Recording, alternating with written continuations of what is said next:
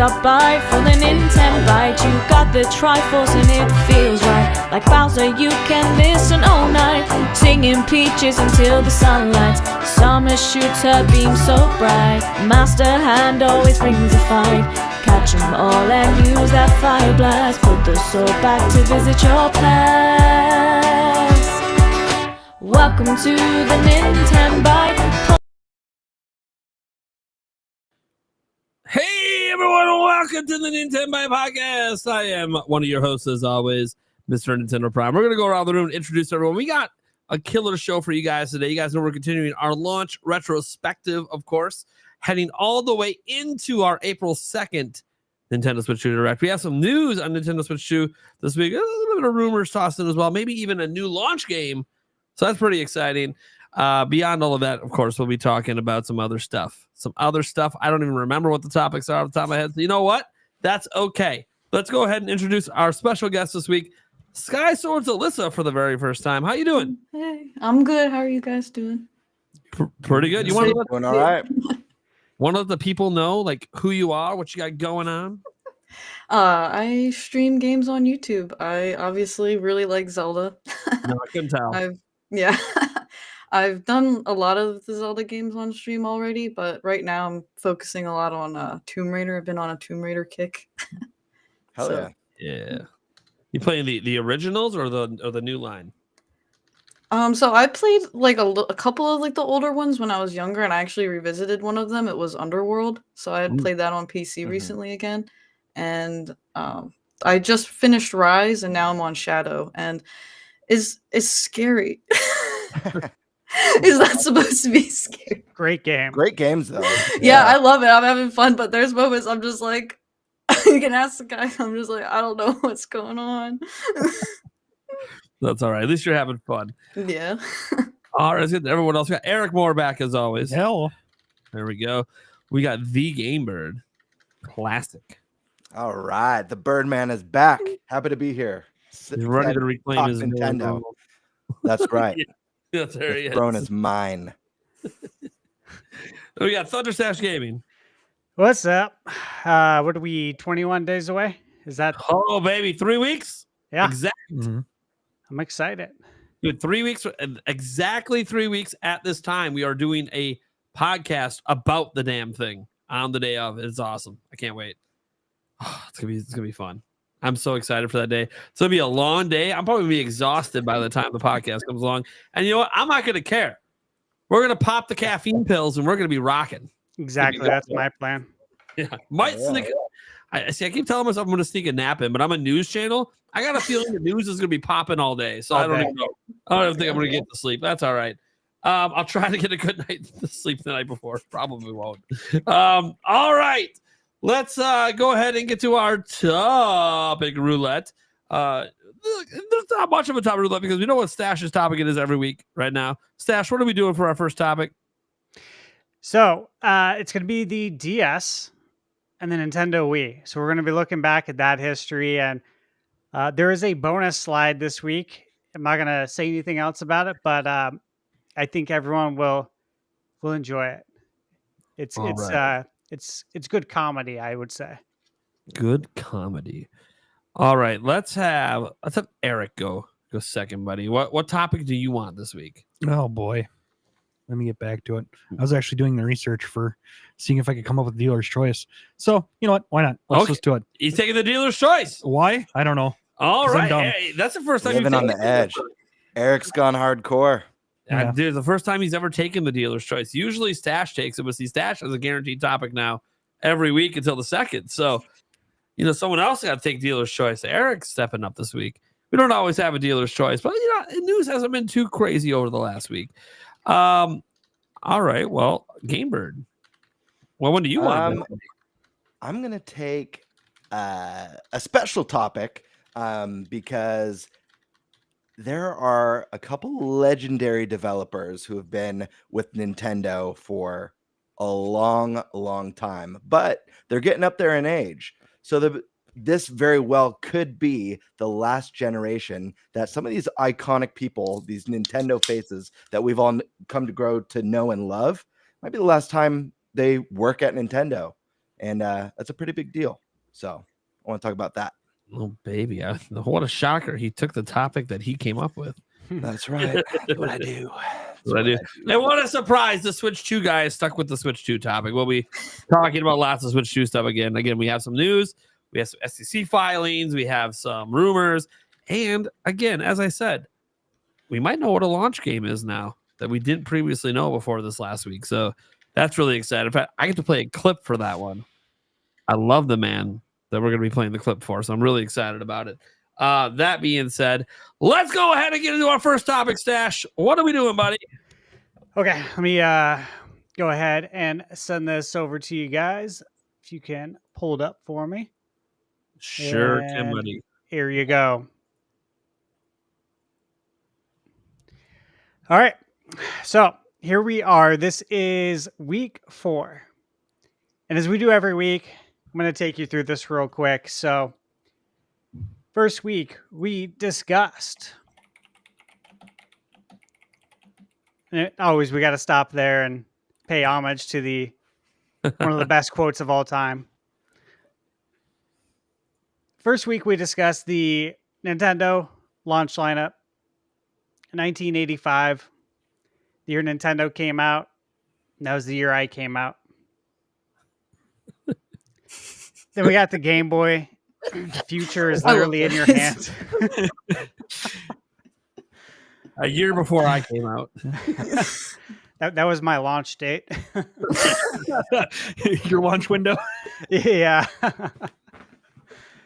And again, it is kind of fun to look at these games because one thing we talked about at the beginning is all the similarities we're going to see with each launch, right?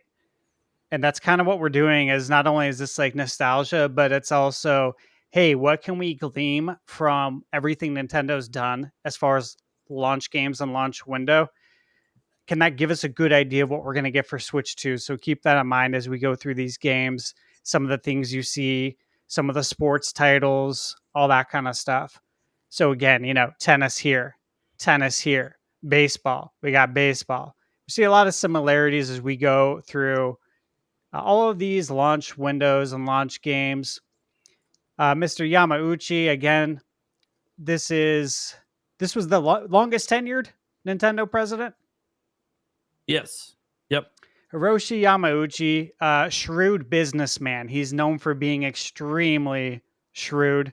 There's actually a story. I don't know how true it is. Nate, you might know about this, about the fist fight that happened at a round table. Oh, you know about that? Yeah, dude, that's badass. I love that. But yeah, a lot. Anyone, man.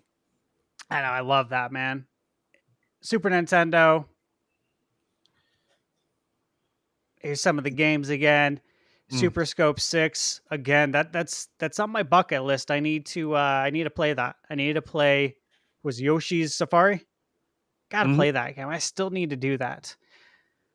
Virtual Boy, the entire launch library, N64. A lot of great memories here. The classic quote from Mr. Iwata that rings so true today.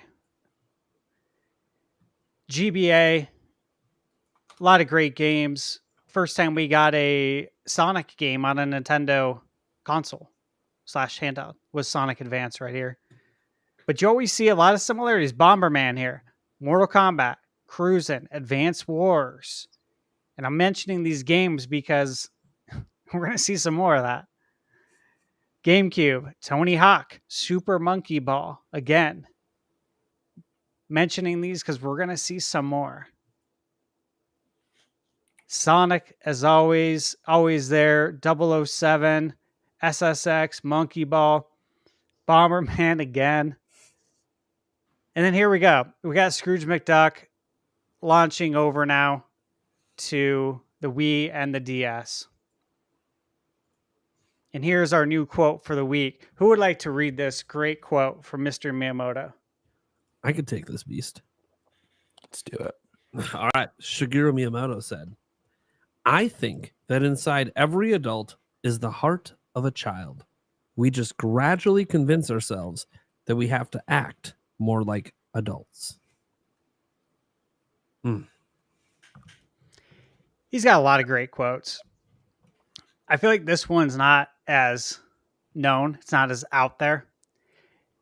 And this was a long time ago when he said that. But as we've grown, right, from kids to adults, like the ESRB rating, KA, kids to adults, classic. It's true, though, you know? Like, I think as we become adults, we kind of look back on this, and a lot of people do convince themselves that they just have to act like adults, right? This is literally why I say at the end of all my videos that you're never too old to play video games. Because when I was a kid, everyone said, oh, he'll eventually grow out of it, you know? He's not going to play him as an adult. Certainly he'll grow out of it one day. And I always knew I wouldn't. And I took exception to people saying that. So that's why I like this quote a lot. Any thoughts, guys? Great quote. I totally agree. From a I great love man. that you end all your videos with that.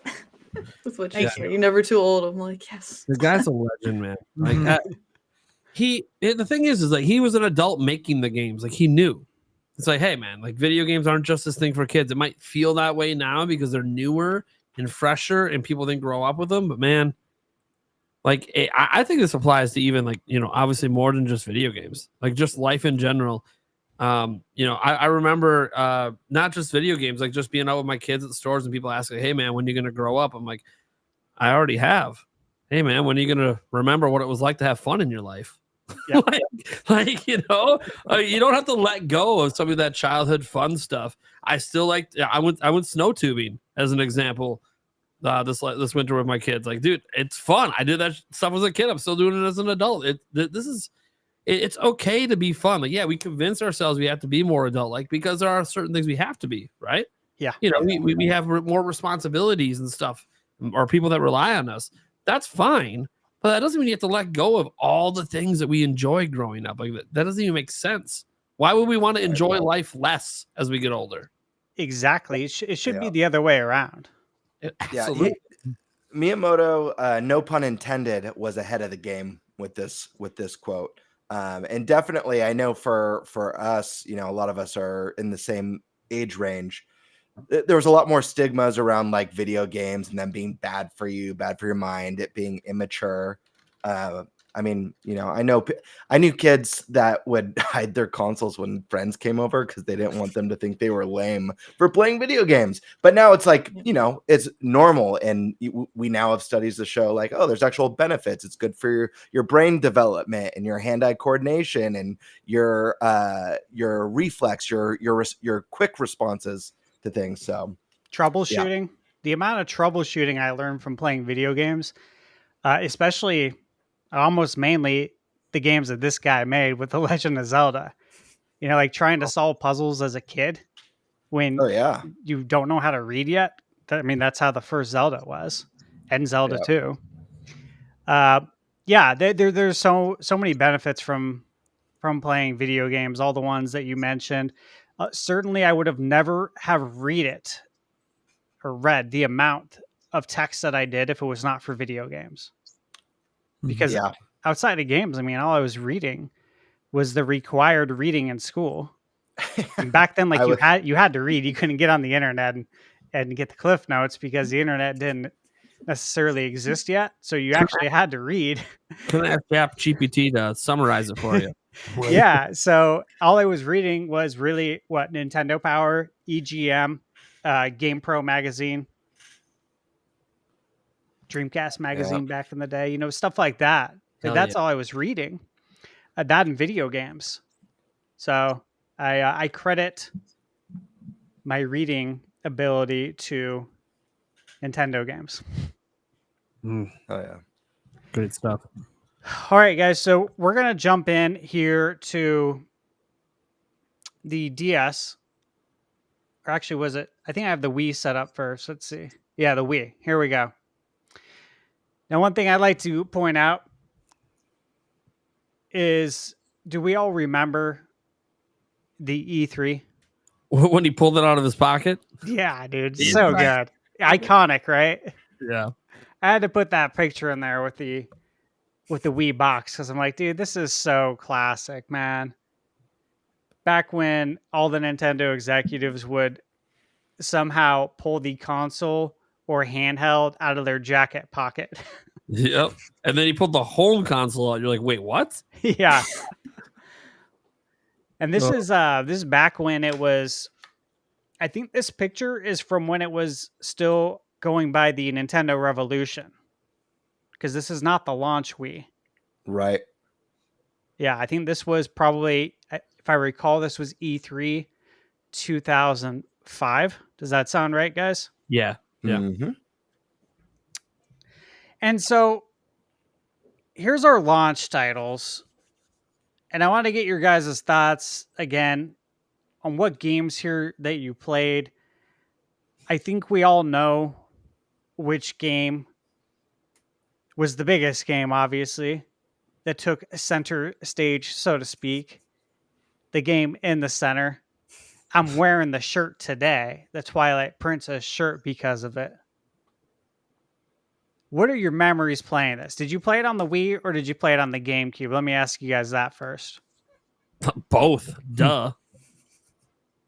Like, look, here's the thing. I played it on Wii. Oh, look, I didn't get a Wii right when it came out because good luck getting a Wii when it came out. But obviously, I played it first over then on GameCube because I already had a GameCube. And it was, it was a great time. It was originally announced as a GameCube game. Then when I did get the Wii and get to play it on Wii, I instantly felt really weird because they reversed the world. So, like, Link's now right-handed instead of left-handed. Everything's on the opposite side that it was. So it felt very strange at first until I got to shoot the bow. As soon as I point and click, I'm like, oh, boy. You guys are in trouble. I'm using the bow the whole game, baby. Look out. Then I just I didn't even care anymore. Because, the little the waggle, you can get through the whole game just doing this. You can literally just defeat every enemy just doing this the whole time. You really can. But it's a lot more fun to point and click the bow and take their asses out. So I ended up having a really damn good time with it on Wii. It sold the best on Wii, obviously, with it being one of Nintendo's, at the time, the number one selling console for them. Now number two selling home console. It was a really big deal for me. It was the reason I even wanted a Wii, even though I had GameCube, because everyone was just talking about the Wii version, as I'm just sitting over here playing the GameCube version. It's probably how it must have felt for people who bought the Wii U version of Breath of the Wild, because everyone's playing it. Yeah, that's probably how it felt. But yeah, no, absolutely incredible game. I have other things to say about the other games, but anyone else want to talk about Twilight Princess? I know Sky Sword Alyssa. Of course I do. It's my favorite. Well, I actually didn't get it at launch. I was 8 years old when the Wii came out. I got it for Christmas. I'm sure I don't know if we got it that year for Christmas or the year after. So it was either 8 or 9. But we played the crap out of Wii Sports. I had me and my younger sister. She's 2 years younger than me, and then we even got my mom and dad involved. They're in their 60s now, but I remember bowling. Bowling was my shit. I was I wanted to play bowling all the time. I'm gonna wreck you guys in bowling. And then you take the boat back and you throw the ball and everybody goes. The Mii's really made the Wii. But yeah, absolutely. I did get I tangented off of Twilight Princess, but I did end up getting Twilight Princess the year after. It was kind of funny because I knew what Zelda was, but I kind of had forgotten what it was.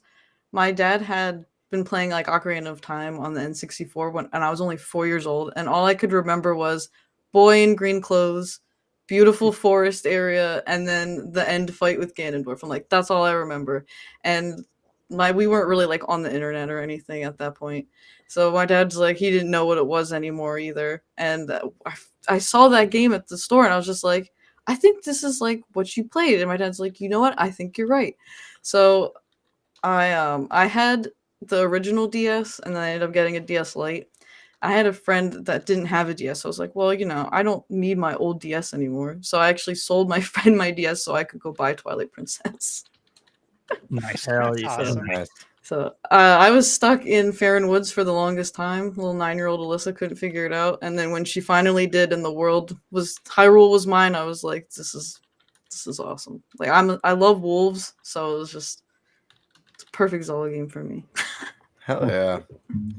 Yeah, this, man, I will never forget launch day of the Wii. It's my most memorable launch of my whole life, and I don't know if anything will change that. So my first time camping out for a console, it was with a new friend of mine that I had met through another friend, and we both realized we both love Nintendo. We both were planning on camping out to get this to play Twilight Princess day one. I had work the next day. I was working at Costco at the time. I wake up at 5 in the morning. I call into Costco. I plugged my nose. I just met this guy. I staying the night at his place. Plugged my nose. And I'm like, hello, I can't come into work like that. And then I look over, I get off the phone. I look over at this, what became my really good buddy. It's just like, what the hell was that, dude? I'm like, it worked. But we went and we waited in line, third in line. I needed to grab cash from the ATM. It ate my debit card and had a full-blown panic attack.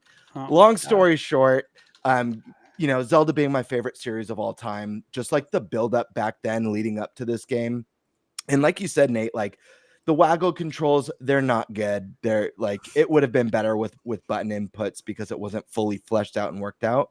But still leading up to this release, like the concept of a console that is going to have motion controls and the potential for what that could mean for shooters or sword movement or any other creative ways that they were going to use it. Just my hype for this game was next level.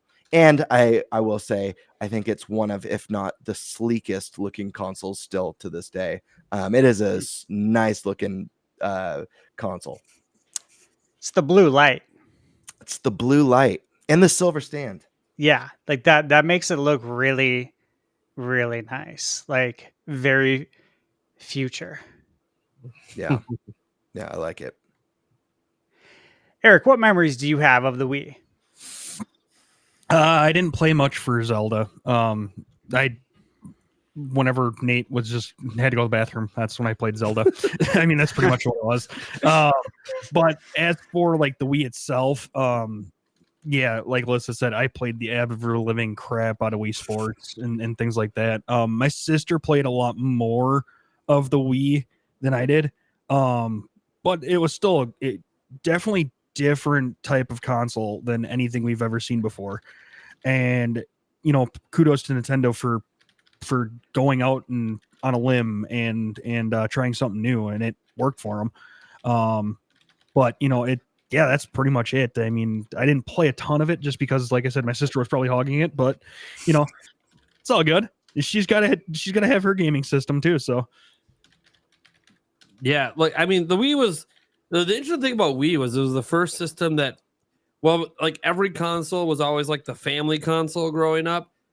This is one the actual family played. Like my parents would play it too. Like everyone played it. Which that was what was so shocking to me, because otherwise it was always just I'm playing it, the kids are playing it. Or like my dad was playing the NES, but then after the SNES and up, it was always just the kids are playing it, nobody else. But everyone was playing Wii. My grandma was playing it, everyone. Yeah. And like, yeah, Twilight Princess was awesome. But like Wii Sports, I mean, 80 million that thing went on the sell. Granted, it was a pack-in, but everyone knows what Wii Sports is. Nintendo Switch Sports is a sequel. Still today, that's sold 15 million plus. Like it's massive. And look, Wii Sports, I tell you, okay, this is the first Nintendo home console to come out when I was an adult. So I was quickly 21.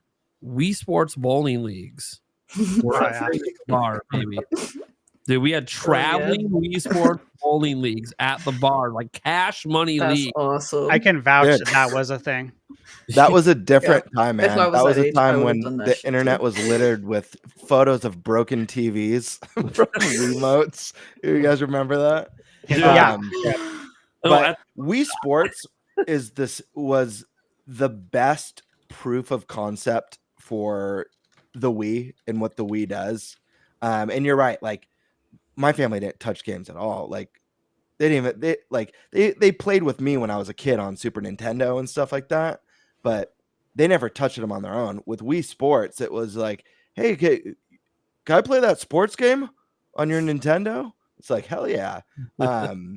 But yeah, it was just such a cool time, and I feel like the Wii gets a bad rap these days, and I don't think it's fair. I know there was a lot of shovelware on the console, but there's a lot of really incredible gems on this system. And even here in this launch window, like Trauma Center Second Opinion, I loved that game. Trauma Center is awesome. You know, it's like Operation but with motion controls and Exactly. like a superly over dramatic anime story. Phenomenal game. We also got Monkey Ball with the motion controls and controlling the arena with your Wiimote was so much fun. But you know, and those are just a couple, but the console had a really special life cycle, in my opinion.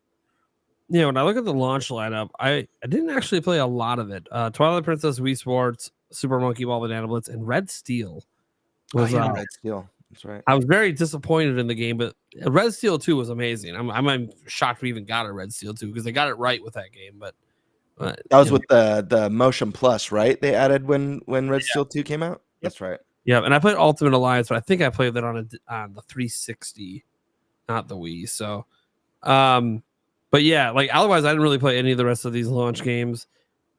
But this was a time like I just became an adult, so like my money's a little limited. I have my own, but I can't buy everything.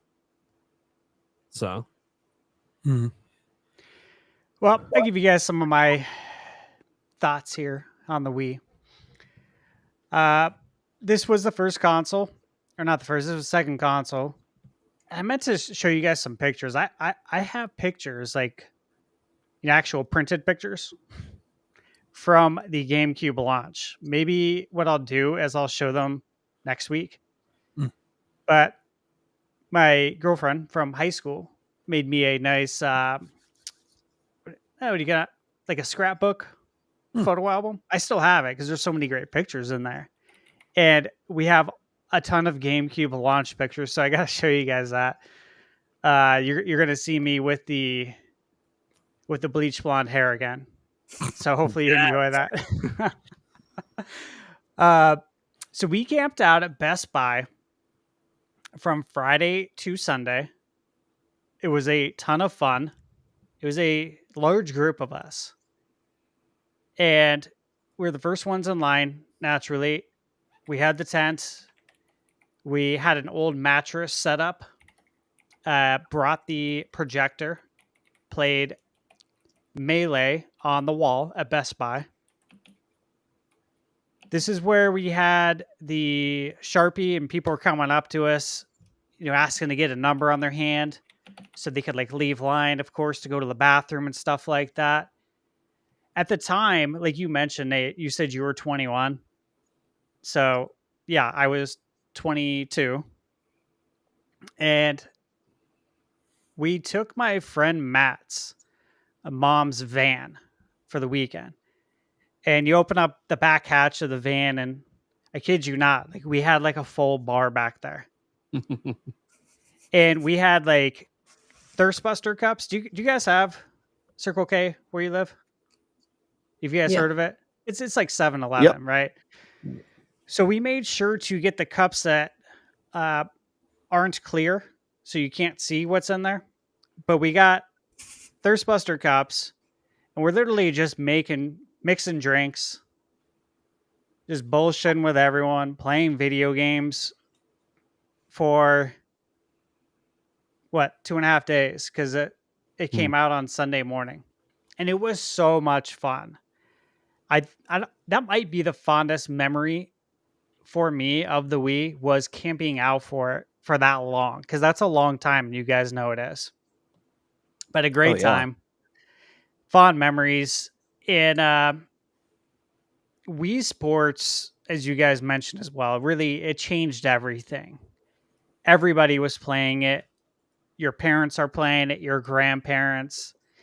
I remember reading articles, I'm sure you guys did too, of Nintendo Wii's being in retirement homes.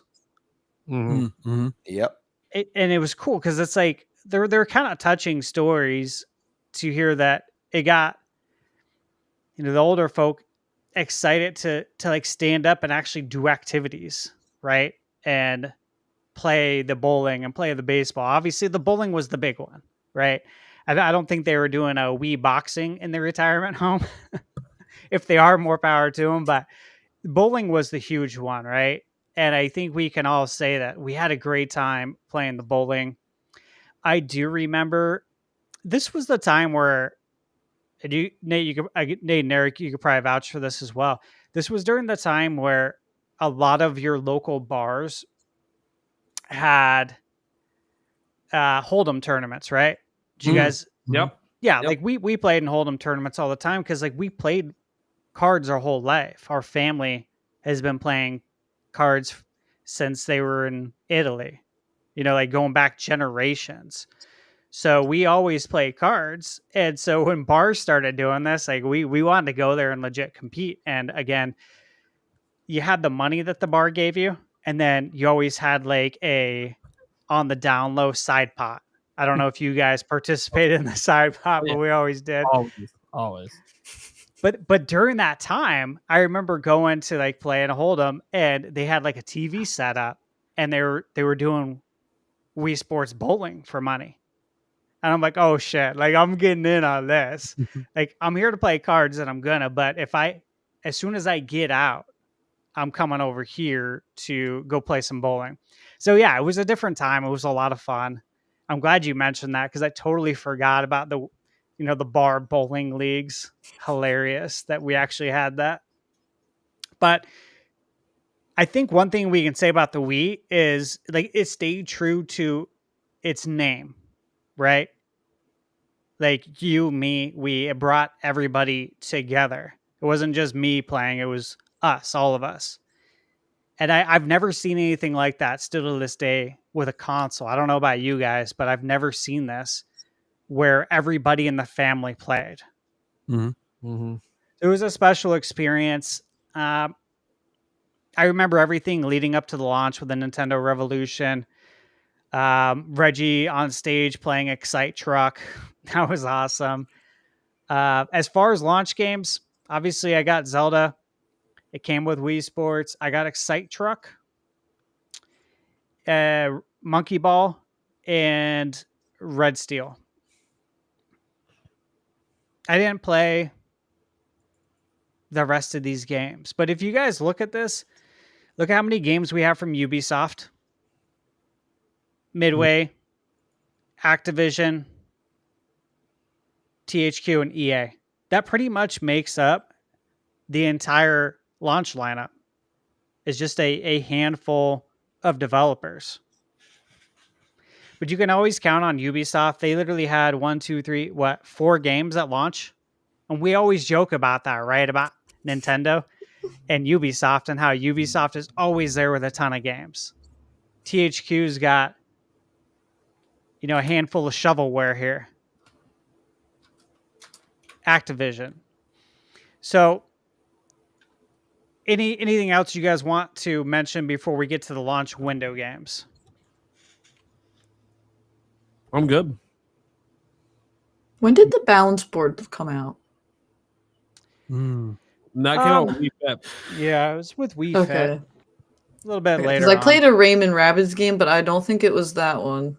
And it was the one that had like stuff with the balance board in it. Yeah, that one came out like 3 years later. Okay.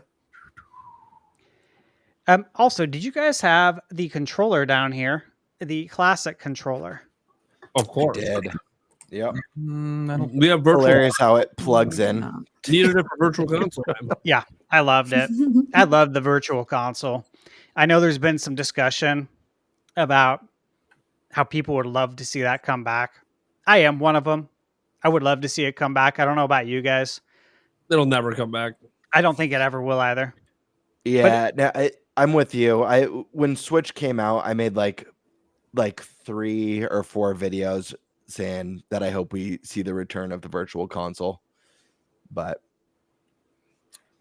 NSO subscription service. Anyways. Yeah, Balance Board came out in 2008. Yep. So Yeah, there you go. 2 years after. All right, let's move on to these launch window games. And it's an interesting lineup, okay? What do you guys think about this? What stands out to you with these games?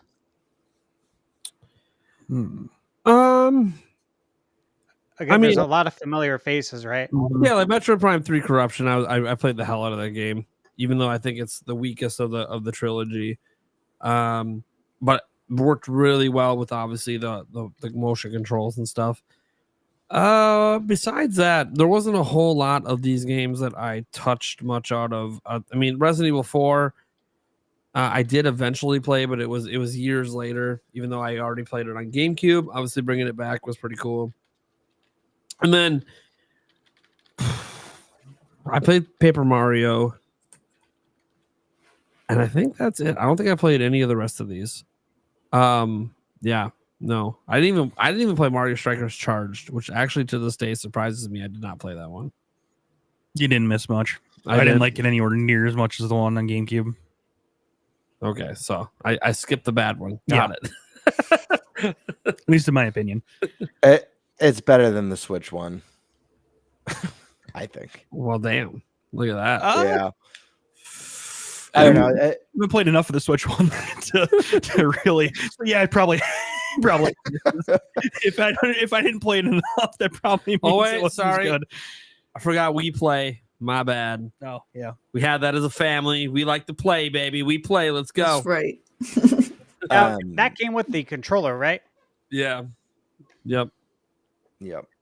Yeah, there's actually a handful of games in here that I not only played but thoroughly enjoyed.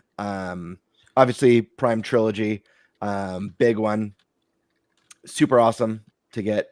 Or sorry, not Prime Trilogy, Prime Corruption. Not the best of the three, but a fantastic game nonetheless. Resident Evil 4, redone on the Wii with motion controls, was way cool, totally rad. Super Paper Mario, I'm a huge fan of. I hope eventually that one gets a remaster or a re-release at the very least. Would be really cool. WarioWare Smooth Moves was one of my favorite WarioWare games. Incorporating the motion controls into the mix was a lot of fun. I remember like ripping out nose hairs and gliding as Wind Waker Link in some of the mini games, which was really fun. Let me see. I had Mortal Kombat Armageddon, which played terribly on the Wii. Yeah. It was a gift. I wasn't like I really want this for the Wii. But yeah, those were the big ones for me. The Sonic was fine. It was an on the rails Sonic, and while it's not the best, it's actually a lot better than I think some of the later Sonics that came out not long afterwards. But Yeah, Sonic was going through a tough time, I think, during this era. Yeah, but it's not like the most stellar launch, but I actually think it's pretty solid. And what's interesting too is the number of mature rated games in this launch window too. I find interesting because I feel like this was kind of like around the height of Nintendo being called a children's console, you know, Or at least a family console. or a family console. Yeah, You know, they didn't make the huge graphical jump like the other companies were doing and some of those other leaps, and you know. Lisa, what are your thoughts on this lineup? I'm actually realizing that I didn't play a lot of these launch lineup Wii games. The only other game here that I played was Wii Play, and like that was like another game like with the family. But like you guys mentioned, there are a lot of games here that are M rated, which like now that Xbox seems to kind of be like buddy more buddy with Nintendo than ever. I feel like they have a lot of the more mature rated games, so I could see us getting like a lot of those type of games too, along with all of the Nintendo ones that we love. Totally. Eric, what'd you play here? The one that I played the most of would be Mario Strikers Charged, and it wasn't a whole lot, but because I didn't like it as much as the GameCube one. But I mean, we still played it with me and my friend. Other than that, I mean, maybe I think we touched Mario Party. Yeah, that's about it. But yeah, I mean, just even the number of like M-rated games, but T, just the shooting games. I mean, granted, to be fair, this type of thing did lend itself well to that type of game. So Yeah. I mean, it isn't surprising because again, like we said, Nintendo's kind of the family friendly console, or at least stated to be or told to be that is. So yeah, it is kind of surprising that out of how many games are on here, a good chunk of them are T and M. So that's actually pretty crazy. Absolutely. Nate, did you play many of these games? Not really, to be honest. Metroid Prime Corruption and Paper Mario is about it, and we play. All right, I played a little bit more. Tiger Woods. Tiger Woods was fun. This was really fun on the Wii. It was better with the Wii Motion Plus later on, but this was really fun. I remember having a bunch of friends over. This is when my brother, John, and my cousin Jim, we all lived together. And I remember we were mixing drinks. It was like really nice weather out. We had all the windows open, which, in Arizona, we have so many seasons of heat. So when you can do this, it was really nice. And we're just literally drinking and golfing like all day. And we had a bunch of friends over and it was a great time. And I just remember doing that. And again, I mentioned before, but this console just like really brought people together.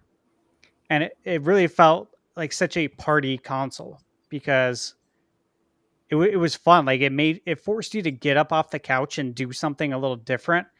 And I know for like the hardcore gamers, this console was probably not their favorite.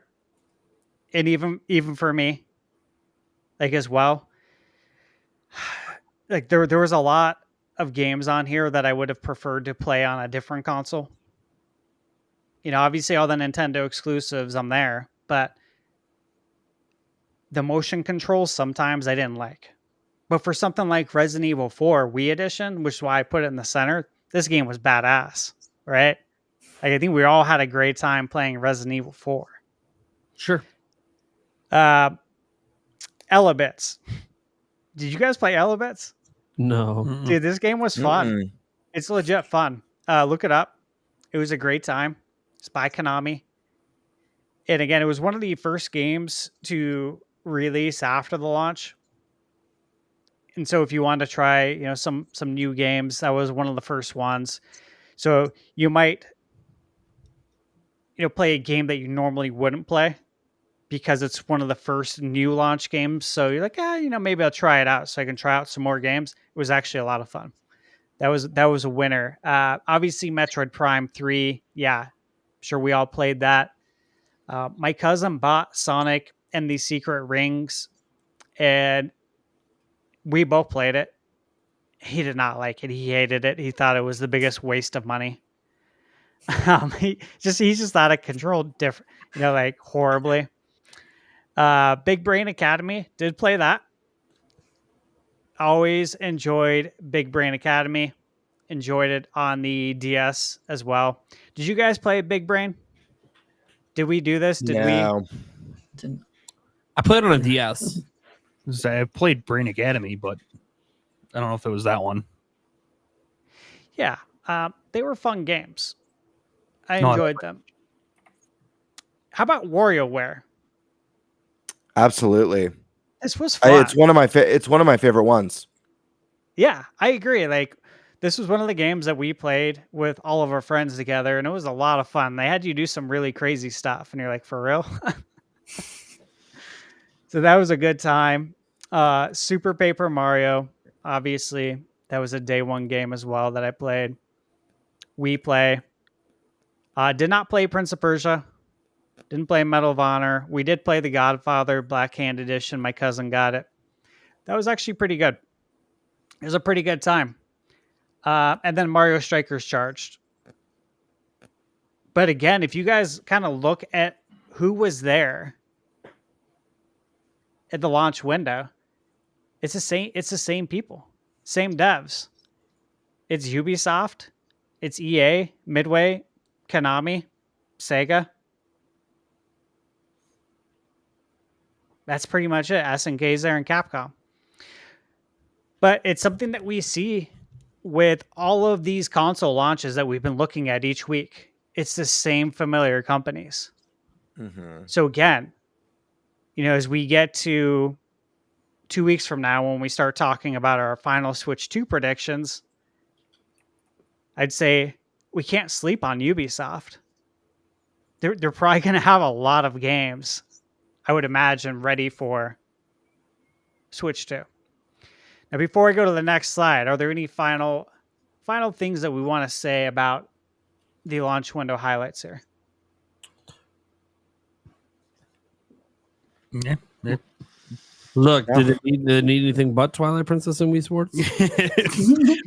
It really didn't. Besides Wii Sports. Now, no offense to all these games, Yeah, but right, it's kind of right, like Yeah. it was hard to buy for like 2 years because of Wii Sports Yeah, alone. Mhm. You Yeah. know? but it's solid. That's a solid launch window. You got your party games, you got your platformers, you got your shooters, you got your Metroidvania, you got your fighter, you got your sports games. That is a solid launch window. Yeah, I agree. It is solid. Okay, so now I'm going to give you guys the bonus slide. And before we started the podcast, I gave the crew a hint as to what we're going to see here. And That's right. the hint I gave them is it's complete horseshit. Okay? And you're going to see why. So here's the bonus slide. This is the shovelware highlights. I was right. Dude, I had the Barbie horse one. I had that. guys, I'm going through all the box arts, right? And the zip file I have with all the box art didn't have any of the games labeled. So I'm literally having to filter through all the shovelware. And as I'm going through it, I'm like, this is insane. There's a Cold Stone Creamery game. What? Like, I'm just I keep going through it. I'm like, there's too many good ones here for me to so not funny. mention this. And then So as I'm funny. going, I'm like, are you kidding me? How many horse games are on the Wii? Forget farming sims. Horse games was where it was at on the Yeah. Wii. And, okay. Now I'll tell you what makes There's sense. There's at least double the amount of fishing, which makes Yeah, sense I'm because of the Yeah. motion controller. There's at least 20 fishing games, if not 30. The amount of like Big Buck Hunter and Cabela's and all these spin-offs, there's probably 30 or 40. And again, like with it being, the Wii Zapper, okay, it's like, okay, some of this makes sense. Mhm. But 9 horse games? Bro, what? I'm like, no way. God. No way. Dude, I'm just excited for Grey's Anatomy, the video game. Yeah, right. Yeah. Dude, I know. And then Pizza The Delivery Redneck Boy. series. Oh, yeah. The redneck Calvin series. Tucker's Redneck. I'm like, who's Calvin Tucker? I should have looked it up before. Like, this is wild, man. I cannot believe this. And then Chuck E. Cheese has Yeah. 3 games on the 3. Wii. The Yeah. Chucky trilogy. Yeah, the trilogy. What the hell is Pajama Party and why is that a game? Right? Or Hotel Dogs. So bad. Dude, Pajama Party. I don't know if you see the logo here. That's by EA. Yeah. Like, bro, what are you thinking? There's so many Brutal. in here that are by like EA or Activision, and I'm like, dude, you guys are Well, this messed is up back- for releasing This this is trash. back when like EA, like it was like 3 or 4 consecutive years in a row was voted like the worst company in America. I Do you remember that. Oh Yeah, yeah, I do. They and won I it like agreed. 4 years in a row. Aladdin Magic Racer. I'm like, what is this? Pet Resort. You got a golden retriever wearing a Hawaiian shirt here. Yes. Yeah. You got looks like a I like the one that's called was it 30 great games? Dude, okay, there's at least 90 great games, 30 great games. there's at least 10 compilation games like this where it's like 30 great games, 50, 60. I'm like, as It's I like was open going through hair it, I'm like, salon called Haircut Place. It's like terrible. this is wild. Tough crowd. Hey, guys, these were all physical games. Yeah. They would be Oh, yeah. at the store on the shelf. Yeah. You got a Jelly Belly game, Oh, yeah. two M&M's games. These are the games that you look left and right to make sure no one's there before you pick it up and look at the back of the case. You know Right? what I mean? Oh, yeah. Oh yeah. These games were the definition, though, of shovelware because they would be in one of those bins that would normally house like DVDs that are $2 or $3. $5 games, baby. Yeah, all of these were in there. Yeah. All of this trash. All of them. Wild. And I couldn't believe this when I was going through it, that they had a Heathcliff game. Did you guys know that? No. Like, I personally, I really enjoyed the Heathcliff cartoon. Like the intro is fire. It still is. The song is so good. yeah. I couldn't believe it. I'm like, I might try to look that up on eBay. Might try to get a physical version of Heathcliff. There you go. There we go. I mean, You could do a Heathcliff review. Yeah, right. what Gremlins game is? What is it? Just don't feed Gizmo? Yeah, I don't know, dude. I mean, honestly, the Gremlins game on Nintendo by Sunsoft is a phenomenal game, but this is not that. It's by the developers NECA, which they make really Nick is nice awesome. figurines. Figures, yeah. There you go. By the way, Stash, only $11 for a sealed copy of Heathcliff. Can you send me that link? For real, that's a steal, I think, for $11 for Heathcliff. Yeah. I'm pretty sure this is the only Heathcliff video game. Let's see if I can find a better one. Oh, it has a ripped corner there. I'm fine without a ripped corner. Hold on. Oh, Thank I'll you. find it. I'll find it. Now, guys, I will say this. I could have made 5 slides full of this trash. So, Easy. again, Yeah, easy. I don't know if we'll ever see anything like this again. And I also wanted to include this pool party one because You this say photo that, is so but 90s. You say that, but the Switch eShop, they may not be physical, but the Switch eShop isn't much better. I agree with that. I think the Yeah. Switch eShop is actually what you'd say probably worse. Yeah, probably. But the fact that you can make physical 20 games. slides, you can make 20 slides of this of just hentai games. Maybe even the same version. Yeah. Of like the hentai games found a loophole where you can take one game and make like 30 versions of it and flood the eShop, and you'll just keep being number one all the time. That's so crazy. They need to crack down on that. Yeah. No, Nintendo fixed that loophole like a week ago or something, but it had been going on for years. This is crazy. Like, I do want to point this out. Pony Friends 2, the developer is Square Enix. Hell yeah, it is. Dude, everyone participated in shovelware back then. It's Pets so wild. with a Z, Pets Horses. Yeah. I really like the idea of there not being a Pony Friends 1. They just started with 2. I know. I'm like, where's Because it part? sounds like bigger and better. Yeah, I seriously was like, where's the box art for part 1? And I couldn't find it. I'm like, huh. Maybe, I guess See? it doesn't exist. Nope. But Ubisoft was in it, THQ, Atari, Activision. Oh, Wild times. I hope we never see these days again.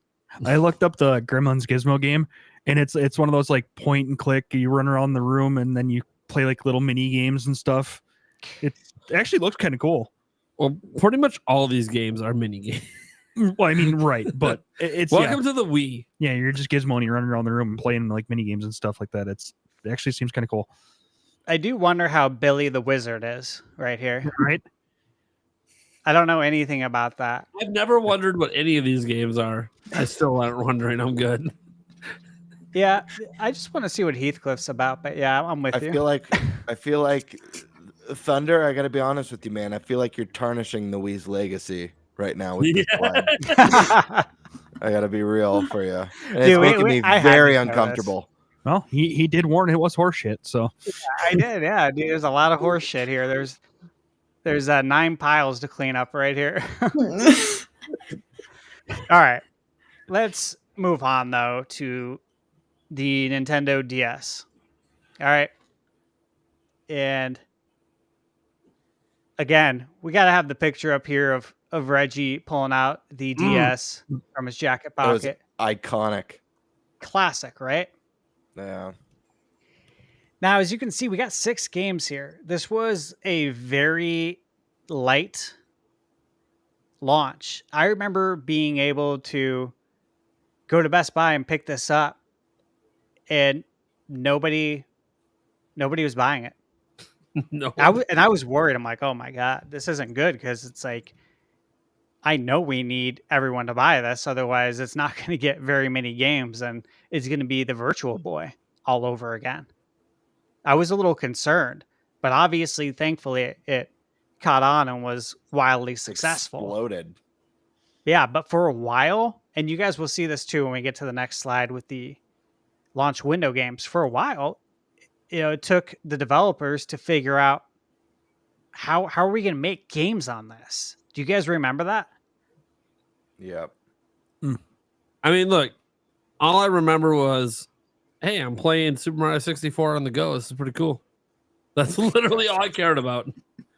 Yeah, and you had the thumb pad. Yeah, Or not the thumb pad. Yeah, The the thumb pad. yeah, it was the thumb pad accessory no. that you literally tie up on your thumb, right? Yep. Yep. And it had the little plastic, that curved plastic. Oh my God. It was Yeah. bad. The thumb pad was terrible. It was interesting because like it worked, but it wasn't great, but it worked. You know what I mean?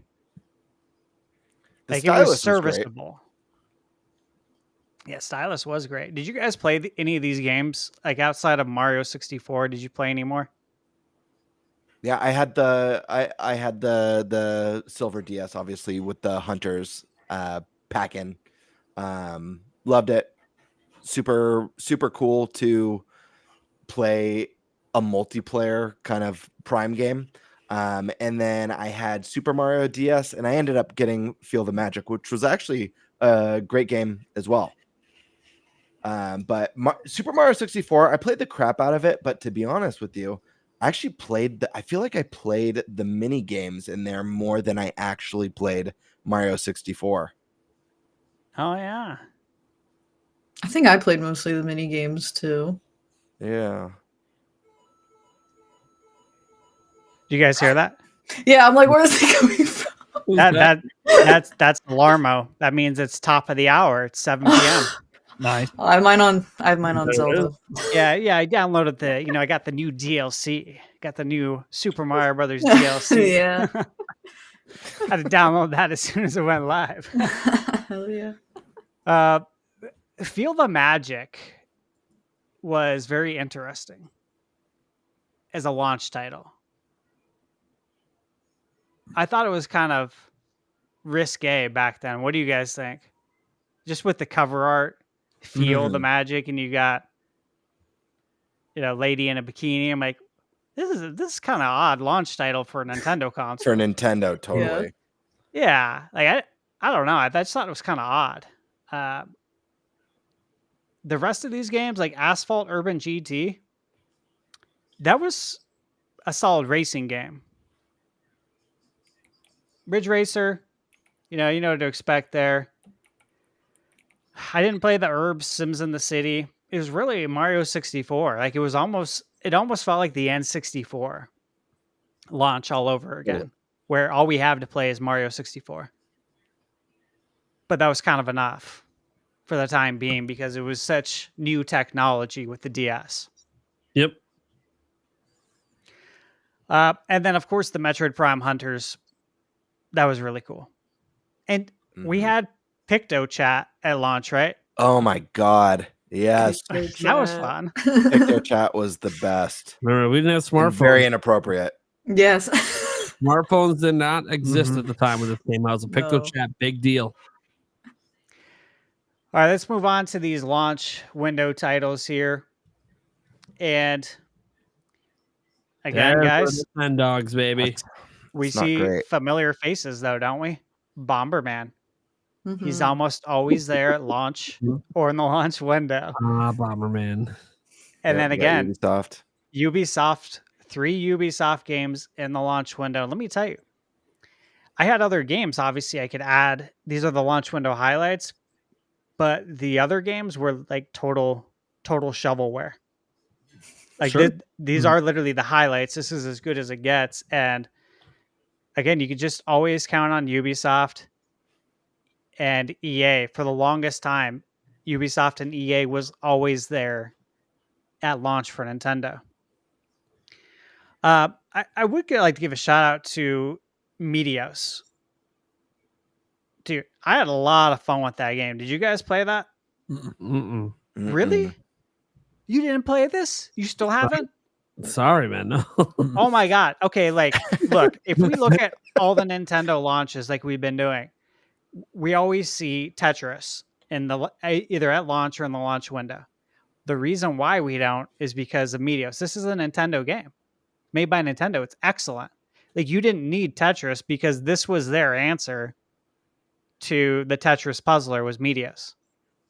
For real, like it's actually a really good game. If you do ever get the chance to play it, highly suggest it. But what stands out to you guys here?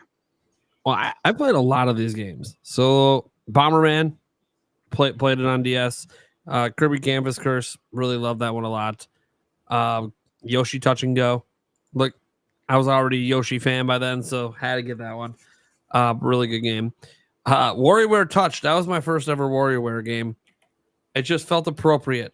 WarioWare touched, and then he got that look on the box. I'm like, dude, what are we touching? This is I got to see what this is about. And of course, WarioWare games, as you come to find out, look, they're not afraid to be inappropriate if you got a dirty mind. So it works out for me.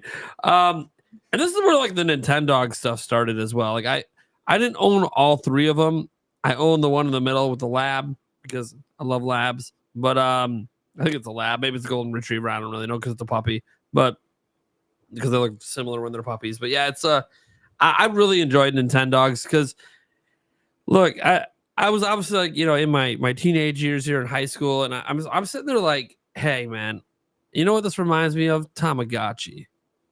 It's a grown up Tamagotchi now. Sweet.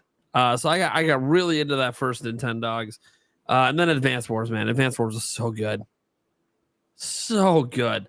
I love tactical kind of strategy games with turns and everything. And the fact that Nintendo had one and it was a war game, I'm like, hell yeah, dude. That was awesome. So yeah, I played a lot of them. I know I played the GoldenEye one, but I never owned that. I think it was a friend of mine that had it.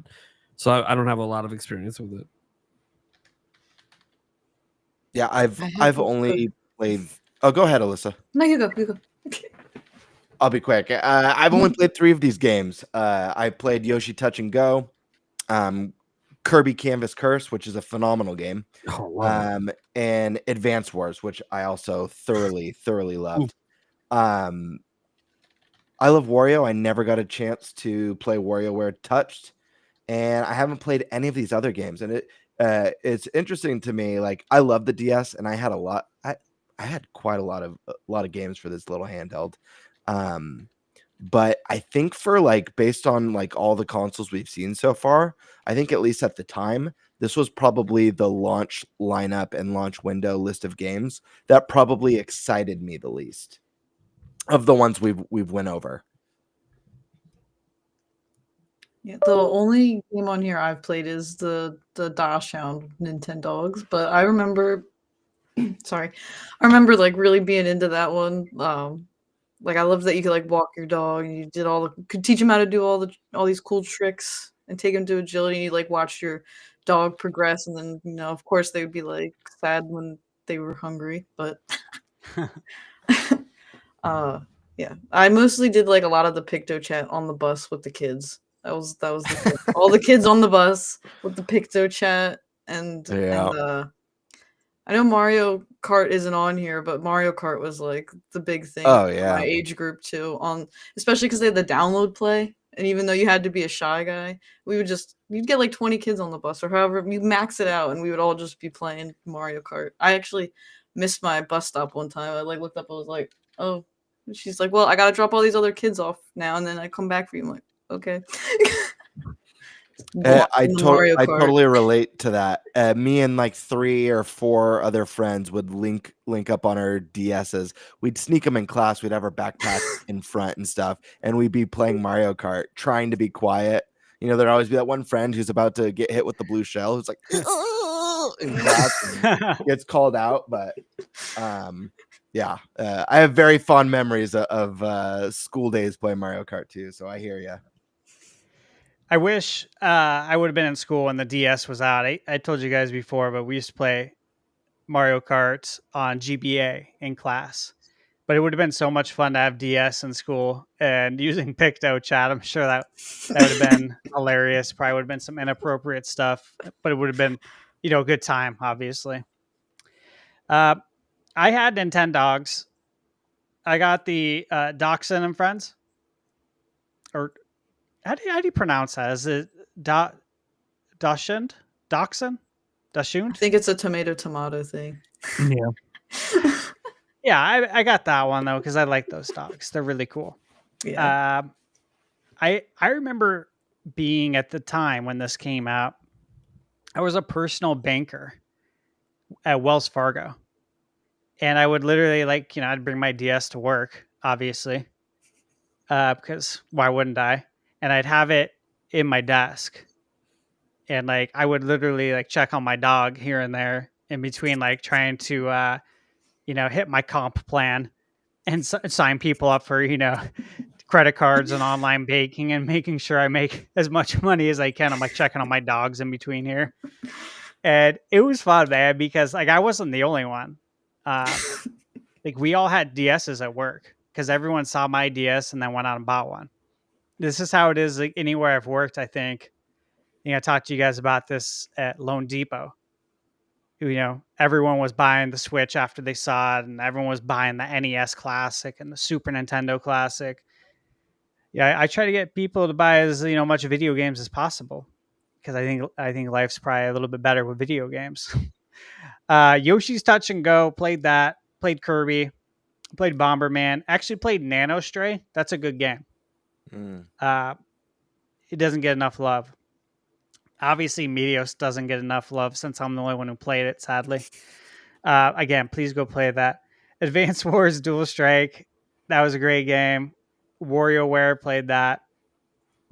But not a lot of games. Again, these were the best.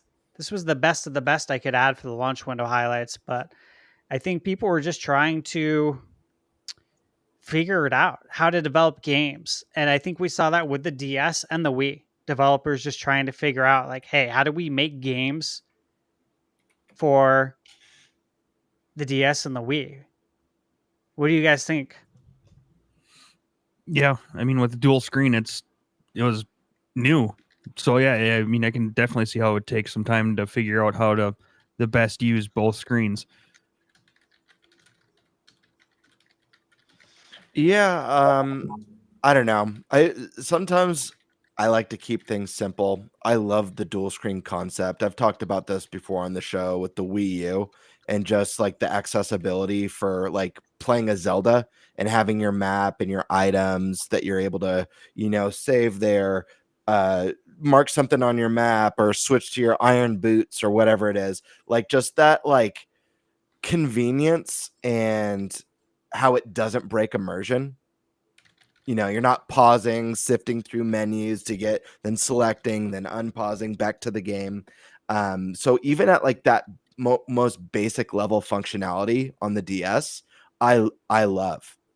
I absolutely love. But obviously over time, some developers did find, more crafty ways to use it.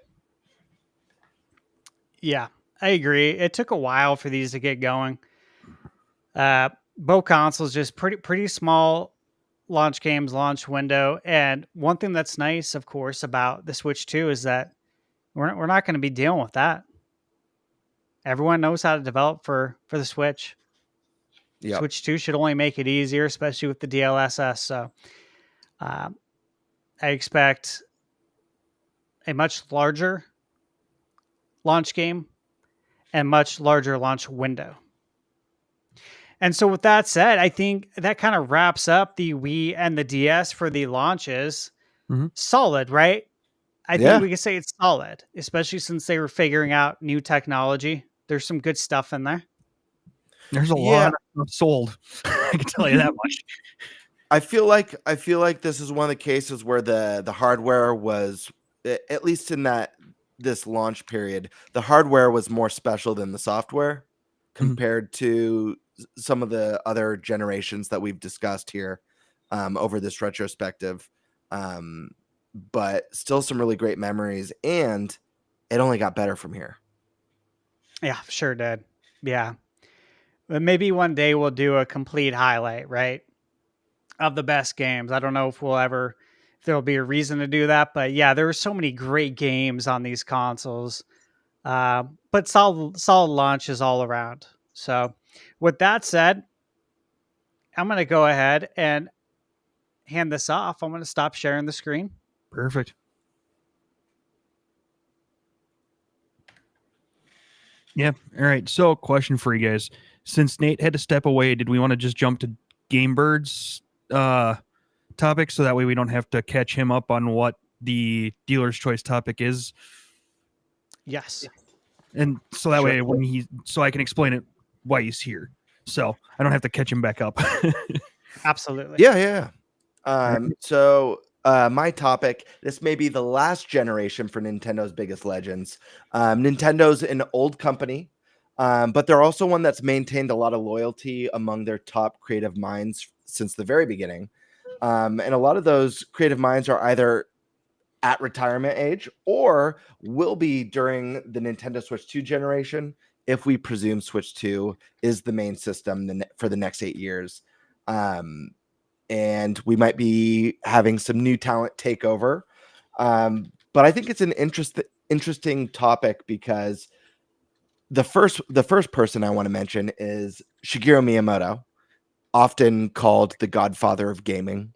He's the creator of Mario, the creator of Zelda, and is the man who's always put fun before everything else. And has always, it's like that quote you pulled up earlier, Stash. This is just a very special person, and for a lot of people, he's kind of the face of Nintendo. It's usually the first name you think of when you think of Nintendo. He Pikmin, father of Pikmin, and like some of the unique stories he's had to tell of where he's gotten the ideas for his games. So my thoughts are, or my question is for you guys is, as a Nintendo fan, what does Miyamoto or his legacy and contributions to the company mean to you guys? What do you think of when you think of Shigeru Miyamoto? Additionally, what do you think of Nintendo, given that he's 72 years old? If the Switch 2 is going to be an 8-year gen like the Switch 1 was, that's 80 years old. It's very likely Miyamoto will be done by then or before then. What does Nintendo look like without the man, the myth, and the legend? And then I want to add in a second part to that. Eiji Aonuma, he took over for Miyamoto with Majora's Mask as, director and producer of the Legend of Zelda series. He's created and taken Zelda from being a very popular Nintendo franchise to one of the biggest games in the last generation, if not the last few generations, with Breath of the Wild and Tears of the Kingdom. But he's 61. He'll be around 70 by the time Switch 2 is done. He might be ready or close to ready to pass on the torch. And, as Zelda fans, I know, Eric, you're a rebel and an outsider on the Zelda side, but still what he's brought to the table, what he means to you as a Nintendo fan, and what you think the series more specifically looks like without Aonuma. Do you think it will be a good hands? How do you think it will change? Let's start with Miyamoto, though. What do you guys think? Jump in, who's ever ready.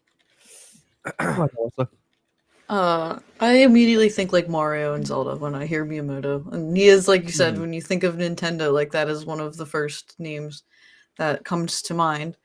Um, I think that them passing on the torch, I feel like Nintendo is, out of all of the companies, they're the ones that's gonna make sure that their games don't lose their fun and like how they make us feel, if that makes sense. Especially like with how even it went from Miyamoto to Aonuma and what Aonuma has done, and then these past 3 Zelda games with Fujibayashi being on board and what he's helped accomplish too. I really don't like. I'm not afraid of what's to come. I don't want them to ever leave because they make such great things that I love. But I do Right. think that they oversee and their influence on the next generation is like heavily impacted. Absolutely. Yeah. No, I agree with that. I kind of have this vision of Miyamoto like retiring from Nintendo, but being that guy who still like randomly shows up at the office into Yeah. his like last days. Like, what, dude, what are you doing here? You retired, go home. And he's just like, I want to make sure the games are still fun. And, you know, just like Right. super old and just, you know, still at it. He's got the little Pikmin in his pocket and stuff.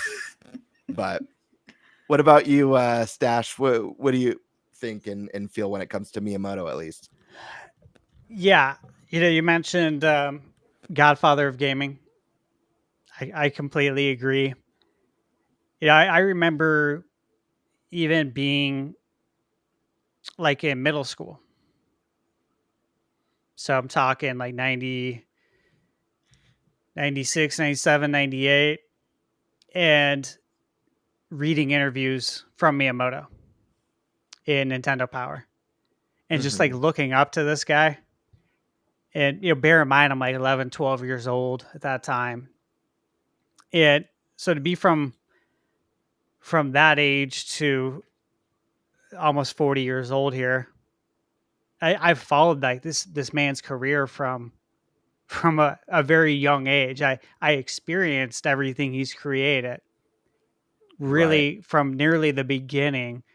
I was born in 85, so I clearly I was not playing video games in 1985, but I was in 88. I learned how to play video games at a very young age with 2 older brothers and watching them play. And so I've experienced it all, but as far as like following this guy's career and like reading interviews with him, that started at like 11 or 12 years old. So part of me is, a big part of me is very sad. Just because it's time, right? It catches up to all of us. Nothing's eternal here. And so I just kind of look at it that way, like, man, I'm gonna miss him, obviously, when he's gone. And I know he's getting up there. I try not to think about age, right? Because again, I'm getting up there. And so I just try not to like think about the number, even subconsciously. If it comes up, I try to like cut that thought off because I just don't want to think about that. But I know it's coming, right? I know that sooner or later, yes, he's going to have to retire. For me, I kind of think Miyamoto will be there like literally to the end. Yeah, Miyamoto the Immortal. That's what I call him. I mean, I think he's going to be there. He's going to be into his 80s and still working at Nintendo. Yeah. I really do. And I know everyone's concerned about him getting older and how many more years he has left, but this is his love. This is his passion. This is not work. This is not work for him anymore, especially in the position that he's in now. You know what I mean? Like he's not grinding away at developing games. Nintendo's saying, "Hey, can you fly over here to go oversee something at the theme park at Universal?" He's literally seeing his creations and his dreams come to life. That's wild. Yeah, he's working on the movies. He's doing different things that I think these are all things that he really enjoys. Yeah. And I would presume that his family understands this too. I would think that he's had discussions already with his family as far as like what his plans are when it comes to Nintendo and how long he wants to stay. I'm sure Nintendo knows as well. I'm glad you mentioned the theme park in the Mario movie. I live in California. So when Super Nintendo World opened up, I went as soon as I could go. And going through that warp pipe and like stepping into the park and seeing the animatronics and hearing the music and the coin sounds going off in the background and seeing, Toad walking by and stuff. Like I got like goosebumps. I got hit with so many feels because I was like, oh my gosh, this is like a childhood dream come to life. Like I would have never imagined anything like this as a kid. But for someone like Miyamoto, where it's like, Mario's his baby, this is where everything exploded. You could only imagine how much that means to him and like how special of a project that he got to oversee and be alive for is incredible. I do get scared when I think about him stepping away, and I'm sure whoever becomes like the new Miyamoto at Nintendo, his successor, whoever, if they let him kind of appoint like this is the new me, I'm sure he'll pick wise, just like he did with who's taking over Zelda. But that being said, I think about how we lost Iwata and then we lost Reggie Fils-Aimé and how much changed after that. Not saying Nintendo's going to completely change, but when I think of like, a face of a company and I think of Reggie Fils-Aimé, like, dude, there's no one like him. No one from Sony, no one from who's ever been the face of Microsoft. I forget who the big one was before Spencer. It was like Major Nelson or I forget who is one of the faces for Microsoft. What was Reggie it? had Peter something? Maybe it was Peter something. It's been a while. The guy who had the Grand Theft Auto tattoo on his arm? Yes. Peter Main? Peter Main was it? Yes, I think that's right. He used to work for Nintendo. There's never been like kind of like a spokesperson president like Reggie, who had so much charisma and style, and when he said stuff, he said it in a way. And they're doing directs with puppets and fighting the two presidents, fighting Smash Brothers style, and Mega 64 doing the toys and the claymation, like that stuff went away. And those are very special memories, but that was such an Iwata thing. And Miyamoto, like when the man steps on stage, like any event, you think of like old E3s, just that like glow of a personality, that light that radiates from him. He always has a huge smile on his face. I remember him coming out with like the Master Sword and the Hylian shield. That was famous photos of him like cheering and stuff with the sword and shield. Or when he came out with the Buster Cannon for the Mario and Rabbids Kingdom Battle, and Davide starts like tearing up seeing Miyamoto wearing the blaster and stuff. Like just so many special moments where you like this man, he's such a unique, irreplaceable person who just has so much love and passion for Nintendo and for us gamers. So it like the shoes could not be bigger to fill, I guess is what I'm getting at. Yeah. And here's the thing. One thing I've seen with Nintendo for years, right, is they're very good internally when it comes to seamless transitions. And I'm not talking about like console transitions, okay? I'm talking about on an employee level. They do such a great job at training their employees. And then if you look at Nintendo's retention, their employee retention is insane. I believe it's 98%.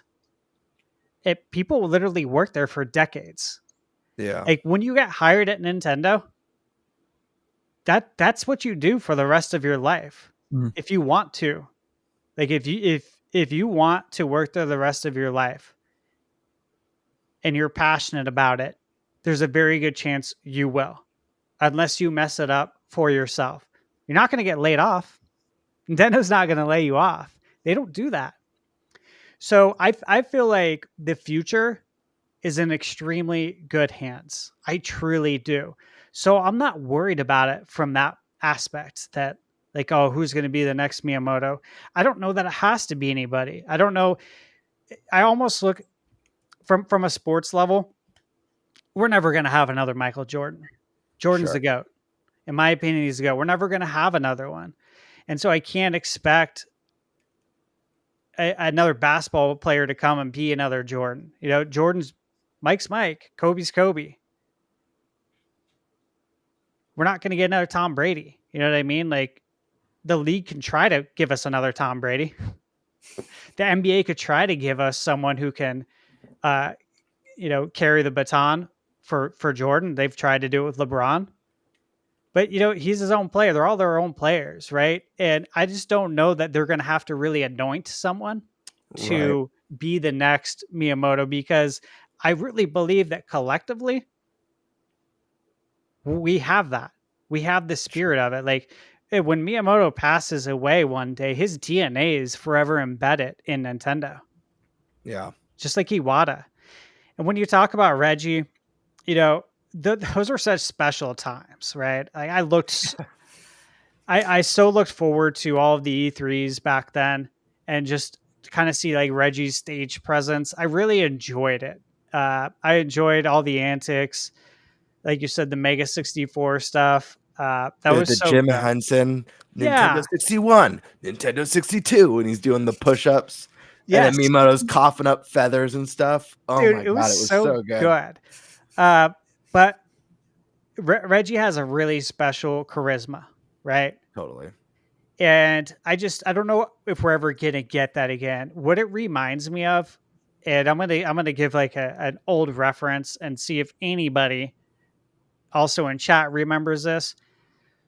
But growing up as a kid on like ABC, they would have the like Sunday night or the Saturday night Disney movie. It would be like a premiere sometimes Mhm. of them showing a movie on ABC that has never been on TV before. And they would have an intro with I believe he was the chairman of Disney, Michael Eisner.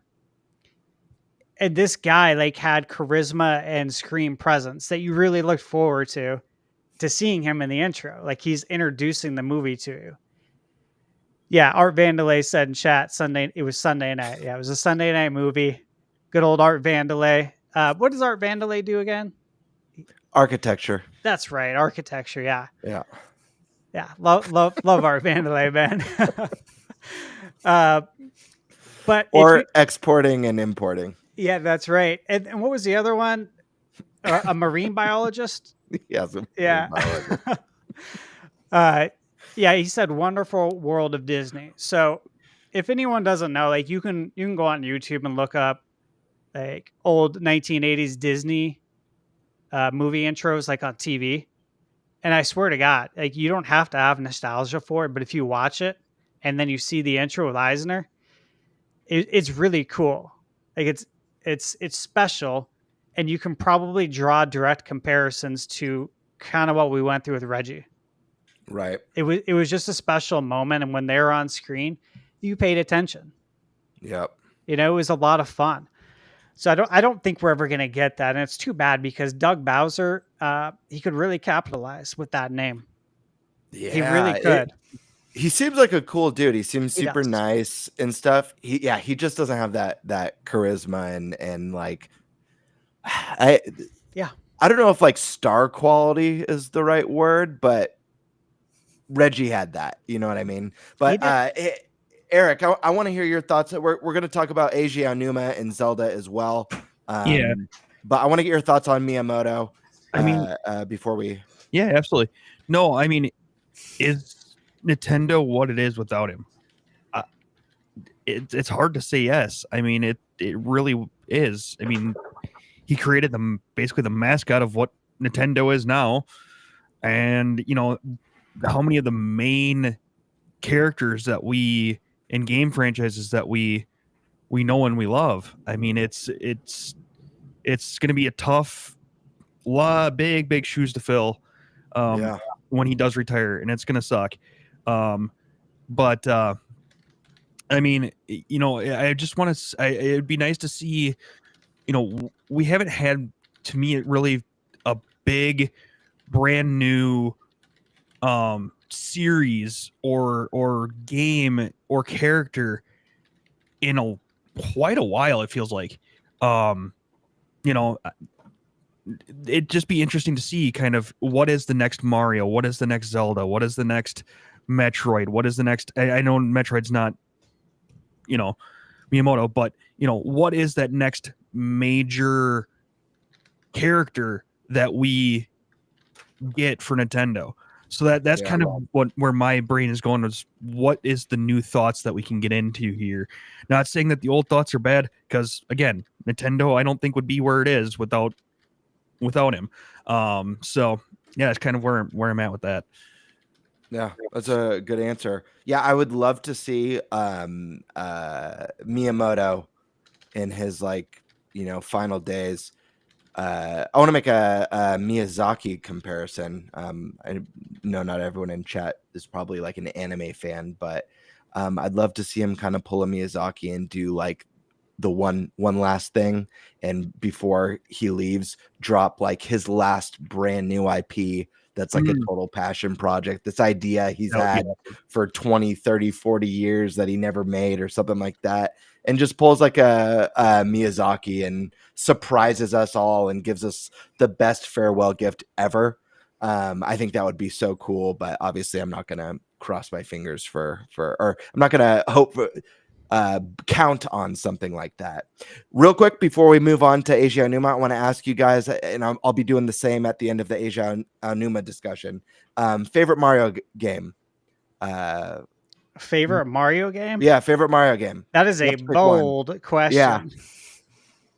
I'll let you pick a 2D and a 3D if it makes it easier. That does. Thank you. Just honor the creator.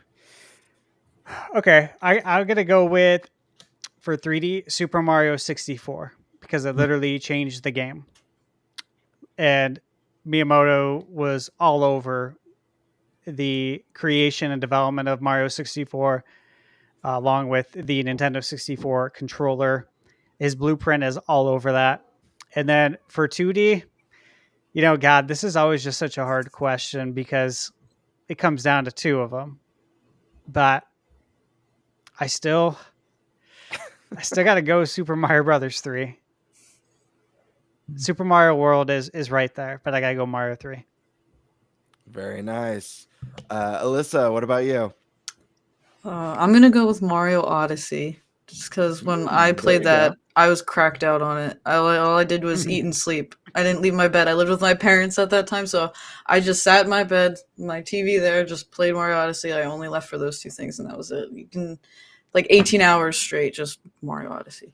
But awesome. And then for 2D, I'm gonna go with Wonder, just because I haven't really played too many of the side scroller ones, but I do really like how Wonder switched it up and gave you all those different crazy effects. It made it feel fresh. Wacky. I think those are both fantastic picks. Mario Odyssey is an amazing game. New Donk City is one of my favorite worlds in a Mario game. I love all the nostalgia in New Donk City, and when you get to the huge parade event in that world, it's so cool. Wonder is another one. I was so happy they stepped away from the new Super Mario Bros. Style that I think was getting a little bit tired and uninventive. Mario Wonder shakes it up a bit, has kind of a little bit more stylized Mario with a little bit more expressive that I think really, really adds to it. Eric, what about you? Mario 64, and that is my favorite Mario game, period. So I don't even have to go to a 2D. There you go. Iconic, legendary title, changed the landscape for 3D platformers. I'm gonna say both. My favorite Mario game of all time is Super Mario World. I've said it on here to nauseum. So if you guys are getting sick of it, get ready to hear it more. But for 3D, I'm gonna say Mario Odyssey 2. Mario Galaxy 2. Apologies, I just confused everyone in chat. Mario Galaxy 2. Mario Galaxy was like the coolest thing I could have ever imagined for a 3D platformer from Mario. And then I was like, oh, it doesn't get any better than this. Like, they can't top this 3D platformer. This is, this game is out of this world. And they went ahead and did it with a sequel, and the sequel's even better, in my opinion. So yeah, I'm gonna go with those two. But now let's jump over to the other man, the other myth, and the other legend. My favorite developer at Nintendo, the developer of my favorite series of all time, and I'm guessing I'm not alone in that here. Don't ask me why, but Eiji Aonuma, he took over for Miyamoto after Ocarina of Time. His first Zelda that he directed was Majora's Mask, and he made it in record time. This game was super special. I've got my big Majora's Mask behind me. This game, to me, yes, it used a lot of the same assets, but the vision that this man had for this game was so ahead of its time, with a complex time mechanic, fast forward time, rewind time, slow time, speed up time, go back a day, go back to the beginning of the 3 days, jump forward to the end, with the complex schedules that all the NPCs were on. He did something remarkable that had never been done in the series before in such a short window, and since then has gone on to be like, what if the series had a new art style and like brand new core mechanics every time we introduce a new game? So many cool ideas that have become staples for the series. It's the series I hold most dear to my heart. Obviously, he has put together an unbelievable team. And the evidence of that is seen in his work on Breath of the Wild and Tears of the Kingdom, two incredibly ambitious games. I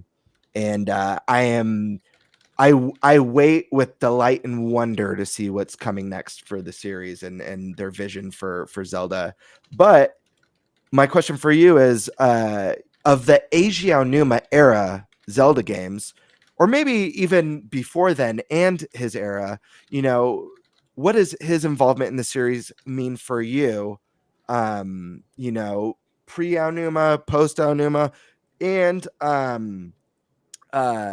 lastly, I'd like everyone, like they did before with Miyamoto, to throw in your favorite Zelda game of all time.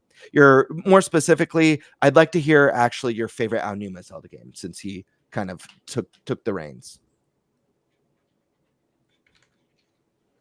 You want to go first, Stash? No, you know what? I'd like to hand that off to Alyssa. I want to hear what Alyssa's got.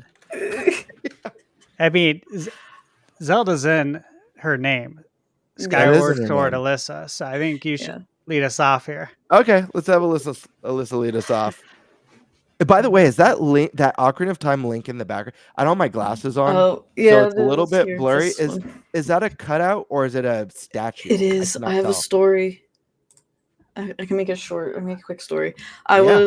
So it's a promotion for the 3DS when it came out on 3DS.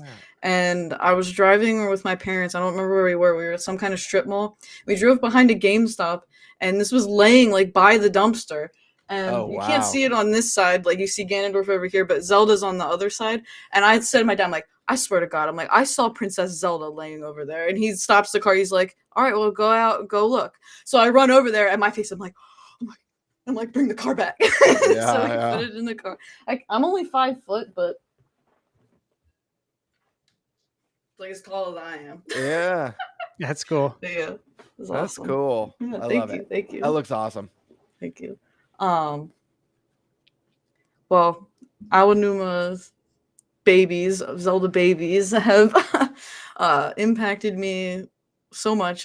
Zelda's like everywhere you go in my house, there's something Zelda. You can't look one way and there's not something Zelda there.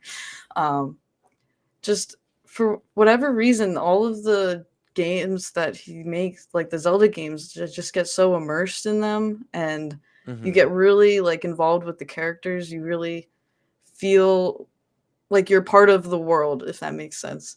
Like I know some people in Twilight Princess, they don't really like the whole beginning with like the ranch and stuff, but Right. I feel like that was like that was necessary for like a story and like a character growth, because it gives Link like a background. Like he's not just this guy that's got to go on this adventure and save the world. It's like he's just a sweet little ranch boy, and his friends just got taken away, and he's gonna be like, yo, where the hell are my friends at? So Right. And you said it earlier, Twilight Princess was your first Zelda, right? Because when you played it on the Wii when that came out.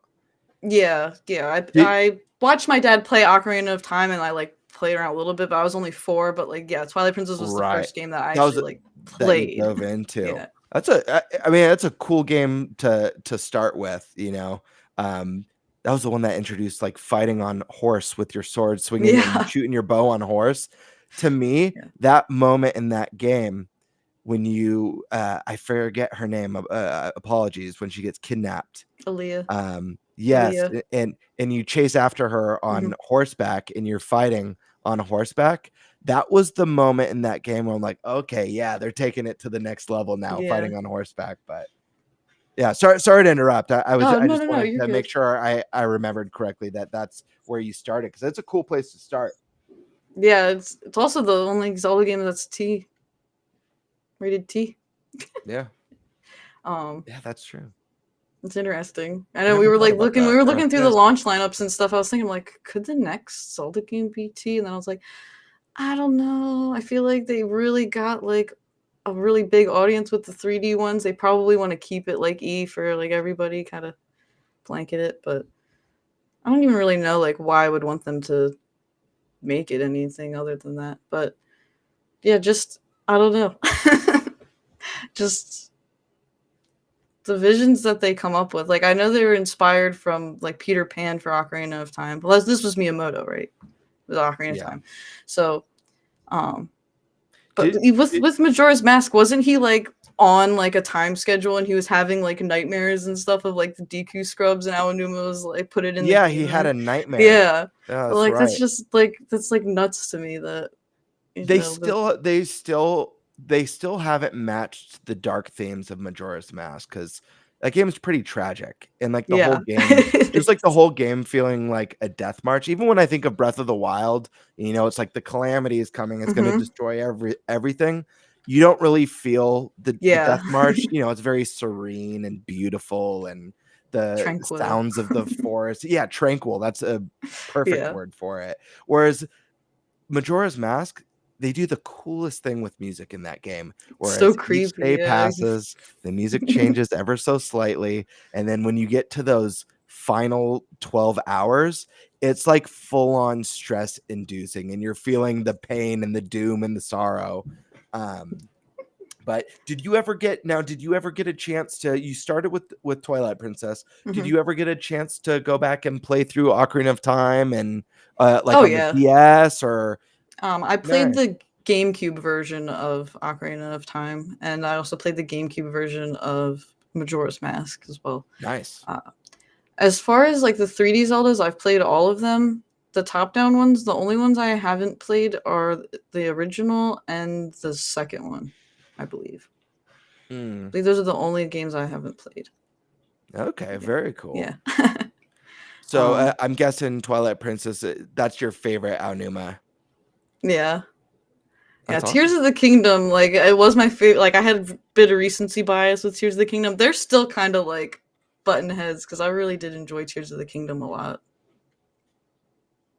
Very cool. Well, I'll go ahead and jump in here and give you my thoughts on Star Numa. So, as far as my favorite game, he was the director on Ocarina of Time. Oh, was he? I Yeah. thought he was. Oh, that's right. You're right. I got it mixed up. I thought he produced Ocarina and then directed Okay. Majora's. Yeah. No, You're right, actually.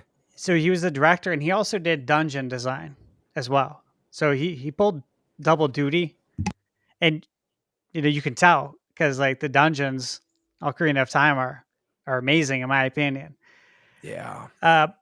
So yeah, for me, I have my favorite 2D Zelda and I have my favorite 3D. and it hasn't changed in a long time. It's still Link to the Past, and it's still Ocarina of Time.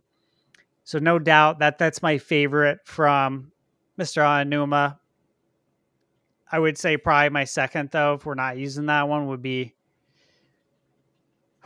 probably Twilight Princess. I really love that game. I do really enjoy it. As you mentioned, yeah, the intro, a lot of people get bogged down by the intro. I guess they just, they just want to jump right into the adventure. But I do think it does a good job of kind of setting the foundation for the story. Right. Absolutely. And then after you get past that, I mean, it's full on nonstop anyways. Yeah. Yeah. So it's like, when else are you going to do this? So I do really like that aspect of the game. And I did revisit it recently just to test out Twilight Princess with 4K assets on my PC. Mhm. And so I did go through the intro again, like within the last 1 to 2 months. And it wasn't bad.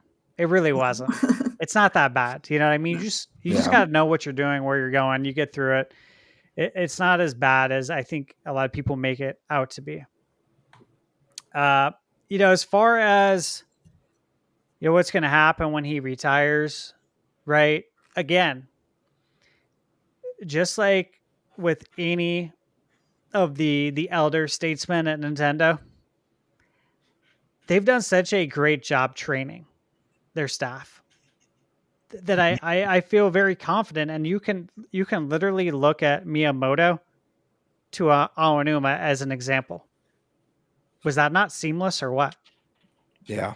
It's like nothing changed. Like, Yeah. It was like nothing happened. you would never know nothing happened because it doesn't feel like the direction as a whole changed. Yeah, we got different Zelda games, and each game's going to have a different direction, but the spirit of it, the DNA of it, all feels like it's fully intact and like nothing ever changed in that aspect.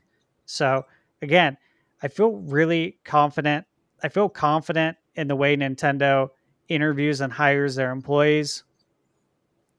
There's just, I don't know if I see any cracks in the foundation at Nintendo, and I think there's good reason for me to say that with their 98% retention rate, with being one of the highest rated companies in Japan consistently every year.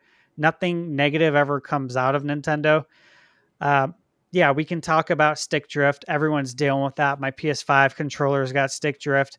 Gamebird, you know all about stick drift. You started a company that fixes stick drift. Yeah, it's called Stick Fix. Yeah. And if you haven't heard of it, go check out my channel. 1-800-STICK FIX. I swear to you, it will fix your sticks. Yeah, I gotta send my PS. You work on PlayStation controllers also? Absolutely. Okay, yeah, I gotta send in one of my controllers after we finish beating. What do you call it? Split Fiction? Split Fiction. Yes, thank you. Yeah. Yeah, I'm playing it too. Yeah, it's great. We're on chapter it's so 3. fun. Send it in. They'll fix it. They make it. They even send you a temporary controller to use while you're waiting for your stick fix. I didn't. But know yeah, that. just a great company. They'll take care of you. They'll take care of your sticks. I had a broken stick that I found outside. They fixed it. Really? It wasn't even my stick. Like from a tree that's or the something? craziest part. Yeah, from a tree. That's insane. Yeah. So it's all sticks can be Yeah. fixed. I had Any no stick. idea. Nice. Okay. Even if it looks like a stick. Wow, I'm gonna have to look and see if there's anything else I can get fixed then. 1-800. Yeah. It could save your marriage. Prime, welcome back. We were talking about, I don't know if you want to chime in on this topic or if you want to keep moving forward, but we were just talking about Miyamoto, the godfather of gaming, all the things that made him so special, he means to us as Nintendo fans, special memories of him, what he's done for Nintendo, and how he'll be remembered, as well as, what does Nintendo look like without him? I made a joke when we were discussing it, how I picture Miyamoto being the guy that even after retirement is randomly walking into the office, all old and decrepit till his final days. And they're just like, dude, Miyamoto, what are you doing here, man? You're retired. Go home. Thoughts on Miyamoto, what he means to you? What do you think it's like moving forward? I think we all agree he's irreplaceable, and the shoes to fill are insurmountable in size. But thoughts? So first off, Miyamoto's a legend. Mad respect. He means a lot to my childhood, a lot to even as an adult. Just it's hard to describe what he's meant to me as a gamer and even as a person with some of the quote. I mean, we had a quote in the prior topic about adults and being a kid, and I have so much respect for his outlook on life, his outlook on video games, his outlook on the company. How in every situation he always seems to approach everything with such kindness. Obviously, I don't know what that's like when he's flipping the tea tables and all that. That might not be so kind, but that's fine because that's all part of him trying to make sure that the best possible product gets made. And look, Nintendo's obviously set up well for whenever he walks off into the sunset. I kind of get this feeling he's a lifer. He might just be there till the day he dies. I don't know. That's what I said. But obviously he doesn't do a lot of game development anymore. Is not that hardly involved. He does do advice and has a position where he overlooks some stuff, but for the most part, he hasn't been directing games and producing games himself in a long time. So Nintendo's kind of already replaced that aspect, and now he's being entrusted to get their movie stuff going. And that's obviously gone really well with the Mario movie. We'll see with the Zelda one. We'll see with the next Mario movie if that continues to go well. But obviously, I'm assuming in him doing this, there's also somebody probably shadowing him at Nintendo that's kind of learning like what he's looking for the movies. And because I mean, look, Mario and Zelda makes sense. That's what they're doing. Those are his babies. He made them. Yeah. If you're going to make a movie franchise, you're going to make sure that he's still there to have that input. It's just like, you wouldn't do Game of Thrones without the input of George R.R. Martin, right? You're not going to do the Harry Potter stuff without the input of J.K. Rowling. So, like, you're not going to make a Mario or Zelda without the input of the guy who created the damn thing. But obviously, these are forever franchises, all the ones I just talked about pretty much at this point. So someday those people aren't going to be around to do that. So you have to have people learning from them on how to keep this stuff going. I could get into Star Wars for a second, but I'll pass up on that because we're just focused on Nintendo. But point is, because like that's a little weird one with anyways.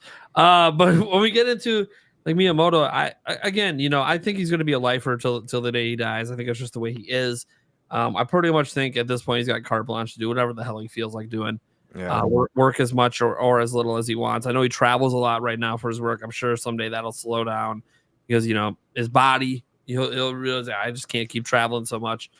But no, Miyamoto is. I mean, it's not just him. We have all these other legends as well, and they're all going to move on someday. Yeah. Aonuma's. I think Aonuma will move on from Zelda someday. This might be. I've been of mind that this is his last generation of Zelda ever. I think. I don't know I don't know that he's going to retire, but I think he's going to get promoted and into a new role at Nintendo. Probably still doing something with games, but more of the Miyamoto role is what I think he might get promoted to, and then he might actually get to oversee other games or have other ideas and input on other aspects of Nintendo. And I think that's because Fujibayashi, I think, has been getting trained up to kind of take over Zelda. And it's just whenever Aonuma decides that it's time, because Aonuma is going to be like 69 or 70 at the end of this generation. Oh, yeah, at the end of the generation, yeah. So, he's already talked about how he'd like to make something besides Zelda, and he's already been more and more hands off with Zelda and trying to let directors do their thing. He's still there. He's still flipping tea tables and making key decisions. But like Fujibayashi's like, hey man, I already had when they were interviewing for Tears of the Kingdom, he's like, Fujibayashi's like, yeah, I've already got ideas for the next Zelda. I just haven't ran it by him yet. And Aonuma's like, wait, what? like Aonuma's like, yeah, Futobayashi just automatically assumes I'm running the next Zelda game. It's my ideas. I'm doing what I want. I haven't even told this guy anything yet. Yeah. So like, that's how they've been setting it up, where he's let more and more hands off so he can eventually get promoted. And Aonuma, I don't know if he'll be quite the lifer that Miyamoto is, but I know that he wants to do a little bit more than what he's doing with Zelda. So, and this is true of like everyone, that the Tezuka and all the rest, like they're all in their 60s and 70s.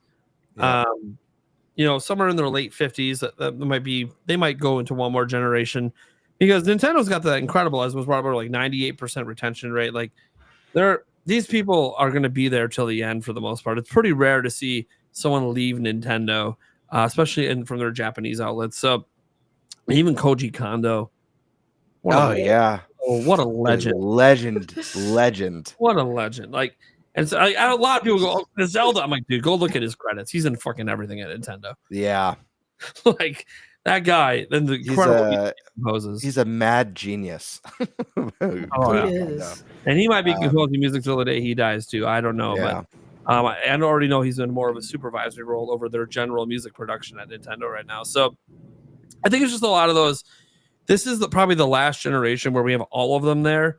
I think a bunch of them will either be retired, or we don't want to talk about it. It could pass away by the time we get to the next generation. And then the next generation after this will be the first generation. We don't have all these legends anymore. And that's going to be, I think for us fans, it'll feel different. But I think the core of what Nintendo is as a company is pretty intact. I don't think, I think at this point, with or without these people, that Nintendo would be okay. They're very good at training people up to understand the essence of what Mario is and what Zelda is and what Nintendo is as a company. You can see it even the way like Furukawa was a fairly young CEO, and in the way that he talks every time he's interviewed. You could tell that he came from accounting. He's a numbers guy. He might have a different way of thinking. He's obviously different than Iwata, who is very personality forward.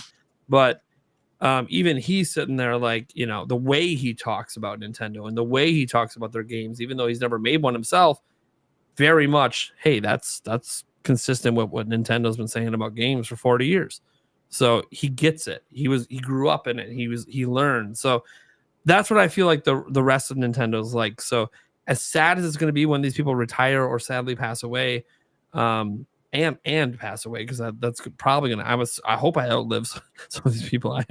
I am only in my 30s, right? It'd be really sad if I died before someone in their 70s, but I do think that that enjoy, for those of us that grew up with this. I think for people who grew up with Switch, it may not be as big of a deal because these aren't as big a household names to them, because again, they're not that heavily involved. Aonuma is still the face of Zelda, so that could be true for the Zelda stuff maybe, but I think for those of us that have been here pretty much from the beginning, enjoy this generation, these faces of Nintendo that we're seeing.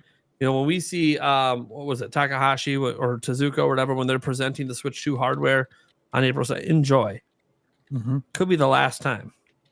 Yeah, and we've been lucky enough, like you said, a lot of us have been there since the beginning, watching their babies evolve, watching where Mario started, where Mario is today, watching where Zelda started, where Zelda is today. Nate, I want to ask you one extra bonus that I had everyone do, and then Eric, I want to get your last piece on Aonuma and Zelda, because we didn't get to chat about that. I asked everyone if they could give us your favorite Mario game in recognition of Miyamoto, and then your favorite Aonuma era Zelda, which I think I know what yours is, and I'm sure a lot of the chat does, but just as a way to acknowledge them and the experiences that they gave us. Very interesting question, because my favorite Mario is Mario Odyssey, but I don't think of that as a Miyamoto Mario. Sure. When I think of Miyamoto Mario's, I think it really just I go back to a lot of the old classics, but it's got to be Mario 64. Just that transition to 3D, and just how amazingly they brought that game forward and became the face of 3D platforming. just utterly amazing. So that's like my favorite Miyamoto Mario. We talk about the Aonuma Zelda era. Obviously, you go, oh, it's Tears of the Kingdom. I'm like, yeah, but I kind of give a lot of credit to the Fujibayashi. Sure. I feel like for Aonuma, it really goes back to the game that got him the gig, Majora's Mask. Oh, baby. That is his baby. Him and God, I'm forgetting the name of the other guy. The two guys that had spearheaded that program. Like that was his trial. They went to Miyamoto with this idea for a game, and they said, you got 1 year. And in 1 year, they created a masterpiece. I was literally raving about Majora's Mask and how ahead of its time. Just the time mechanics, fast forward, rewind, slow, back a day, forward a day, back 3 days, and then the time cycle on the N64, NPCs being on a time cycle and the side quests. Yeah, couldn't agree with you more, Nate. Yeah, so that is the one that whenever I think about Aonuma, I go, man, Majora's Mask. And yes, obviously Twilight Princess, Wind Waker, big ones for him as well. Some of the handheld ones as well. But it's just that Majora's Mask. It always bounces around in my top 5 games for Zelda. And man, I mean, it predates like so much that Zelda has done with side quests and stuff since day-night cycles and everything. I so love that game so much. Yep. So when I think about Numa, that's like the coup de grace for me, and it's funny because, he's had more successful games, but it's just like, yeah, but that was him. He was the director. He was it was his idea. Like that's incredible. It's not like the modern Zeldas where it's really Fujibayashi's ideas with Aonuma keeping everything on keeping everything together, making sure this is a Zelda game. But yeah. Anyways, that's where I stand with that. Eric, what is it that you wanted to get in here? Yeah. I haven't played a whole lot of Zelda, so I mean, but I do know Aonuma's name just because growing up with Nate and things like that, and I do know how big of an impact that he's had with Nintendo, with Zelda, things like that. So yeah, I mean, we may have him around for another system, but you never know. So it'll be interesting to see what the future brings for Nintendo with a lot of these big names getting up there in age. Also, favorite Aonuma moment, E3 2014, snaps and the Breath of the Wild overworld pops on the screen. Oh my God. Aonuma. Oh my God. I had to change my pants in that moment. So thank you for that moment. The snap and boom, there's this giant world of Hyrule. Oh my God. I'll never forget that. All right. Are we ready to move on? I think so. Let's move on. You guys all did really well. I'm proud of each and every one of you Thanks, today. Dad. Thanks, Dad. Love you guys. You want me to go, or do you want to go ahead? You go, bud. Okay. So I have like one small topic and then kind of a one that's a little bit bigger. I did see in the news that the Nintendo Switch 2, according to the FCC, will have NFC and Wi-Fi 6 capabilities. Are we surprised about that at all? I'm not surprised. I'm surprised you didn't read the Google Doc since that's in my topic. Well, you know what? Nobody cares. Oh, dude, outed on stream. I told you. Brutal. Well, I thought you read the Google Doc. No, I didn't at that point. No, I read my thing. No, You're so embarrassing us in front of the guest, Eric. all right. We're real professionals around here. All right. So, what's your bigger topic? My actual topic is it's been, I don't know if it's been confirmed and or it's still a rumor that Xbox is going to be coming out with a handheld. They have partnered with OEM for an Xbox branded gaming handheld, surprisingly slated for this year. I don't know if this is confirmed or not. It's a rumor. It's a rumor. Codename Canon. The game handheld will look unmistakably Xbox. Is it Keenan or Keenan. Canon? So I thought you were about to say codename Ken. it was Keenan, and then Tom Henderson he tweeted a couple of hours ago and said it's Kenan, not Keenan. Okay. Like It's spelled Kennan. I wouldn't think that it would be spelled that way, but yeah, he corrected it and said it's with one E. So Yeah, fair enough. Whatever. Yeah, Whatever. it's gonna look unmistakably Xbox and complete with the official Xbox guide button. Woohoo! Given this partner device similar to Lenovo's Steam OS partnership with Valve, I expect this. Reading off this. Yeah, I know what you're reading off of. Expect this handheld to be more PC oriented. Canon is almost definitely running full Windows, putting Microsoft Store and PC Game Pass front and center, alongside the ability to install things like Steam. So, with this rumored Xbox handheld, do we think that this is going to have an impact on Switch 2 at all? Sales wise, is it gonna, is it gonna have any effect on it? I'll go first since, again, didn't read the Google Doc. This was part of my topic. Well, fuck. It's okay. We'll do this on its own. It's fine. I'm out. Eric, come back. I'll be back. But no. So I don't think this is going to have any impact this year because this system is handheld PC, right?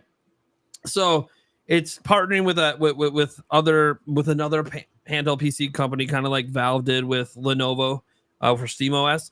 So it's exciting for PC because it's creating probably a more customized version of Windows for the handheld PC space, which it desperately needs because Windows is really terrible in that space. But setting that aside, I just find it really interesting when we look at this because it kind of signifies the future of Xbox. Like they're going to be doing the PC space, right? Which makes sense. That's Xbox. But then part of the rumor was in 2027 they're going to release a dedicated Xbox handheld. Yep. And that's the one that's the Switch 2 competitor. This is more just, hey, we're in the PC space. We're trying to make Windows more friendly. We're trying to, because right now, look, SteamOS is the face of Steam Deck. It's the face of the handheld PC space.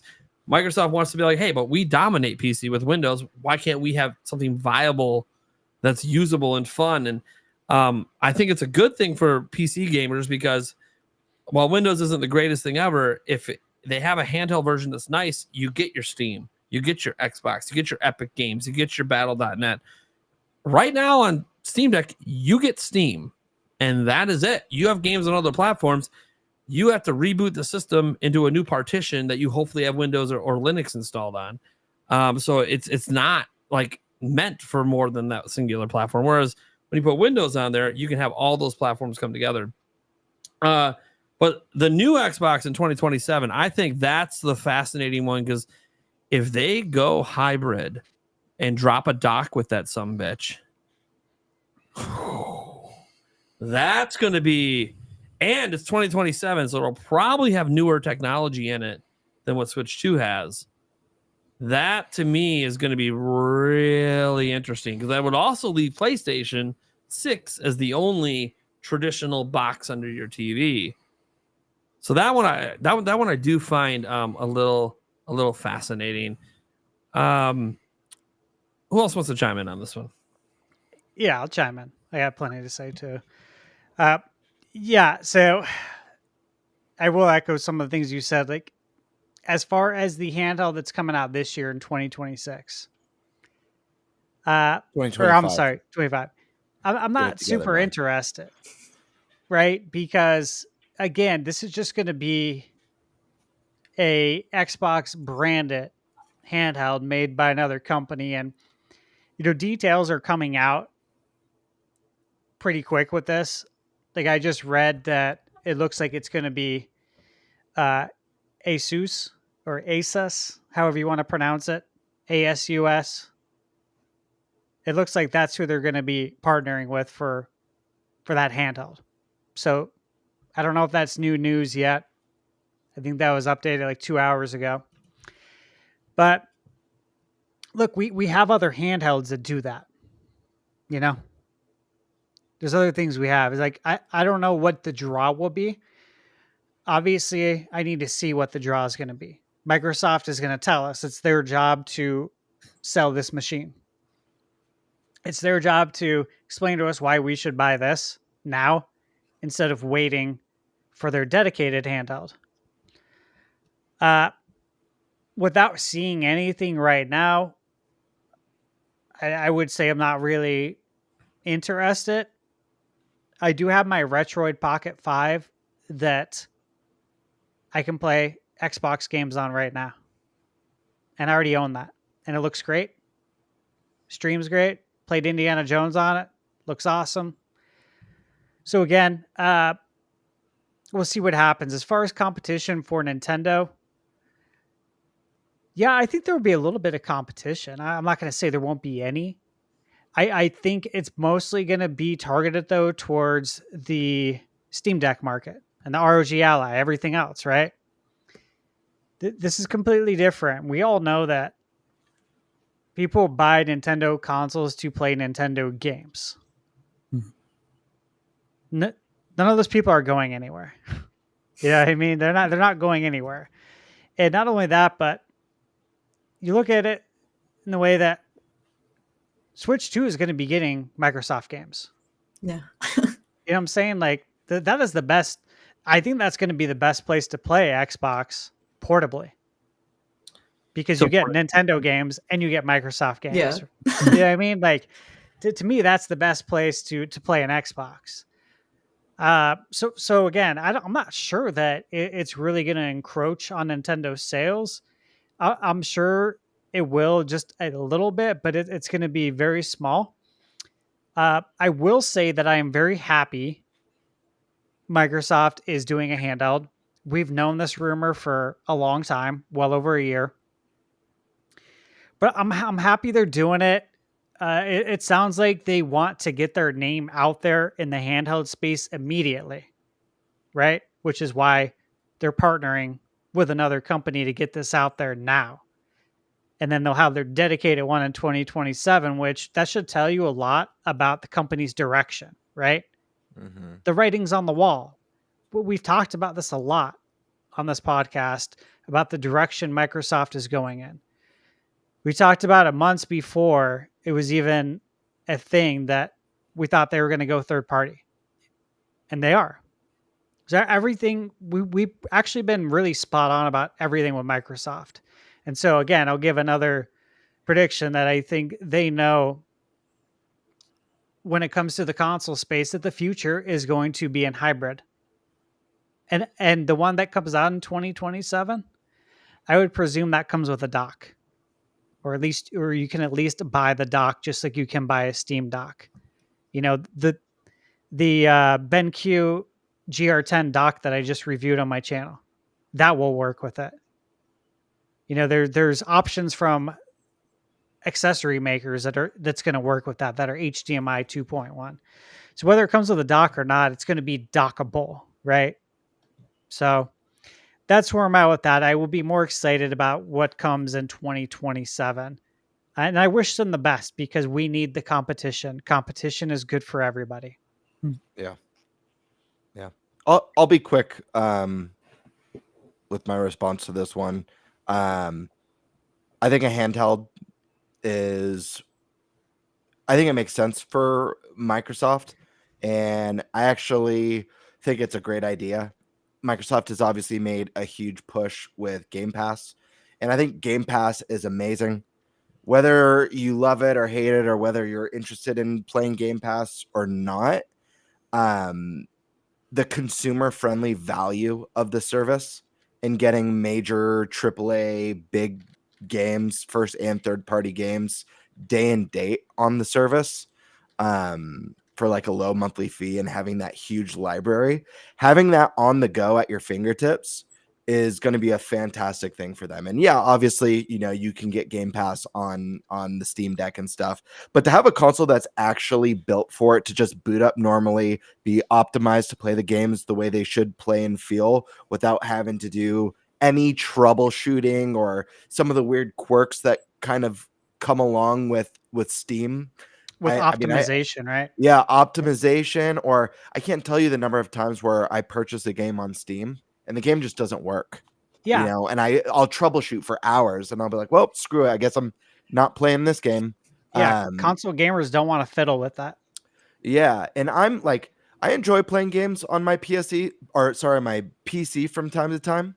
But my preference is console because I want to sit back. I want to get comfy on the couch, have my cat curled up on my lap. Yeah. I agree with you. That's literally what I put in my video, not to interrupt, but on the doc, right?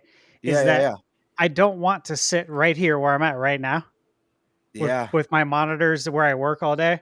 Like, I don't want to sit here and stare at these same monitors playing video games in the same chair when I have the vibe. It does, man. I got a couch out here. I got the Philips Hue lights set up. I've had those for like 5 years. I love using them. I got the surround sound. You know, you got the bigger TV. I want to go out there and play. Right. So I totally get what you're saying. Yeah, and here's the thing. I love Game Pass. I bought a Series S. I think within the first 2 years of Xbox being on the market. And I don't play it. I rarely play it. I rarely use Game Pass. That being said, I think it's a great service. And if I had it portably, because I don't own a Steam Deck, if I had it portably, I'd probably play it way more.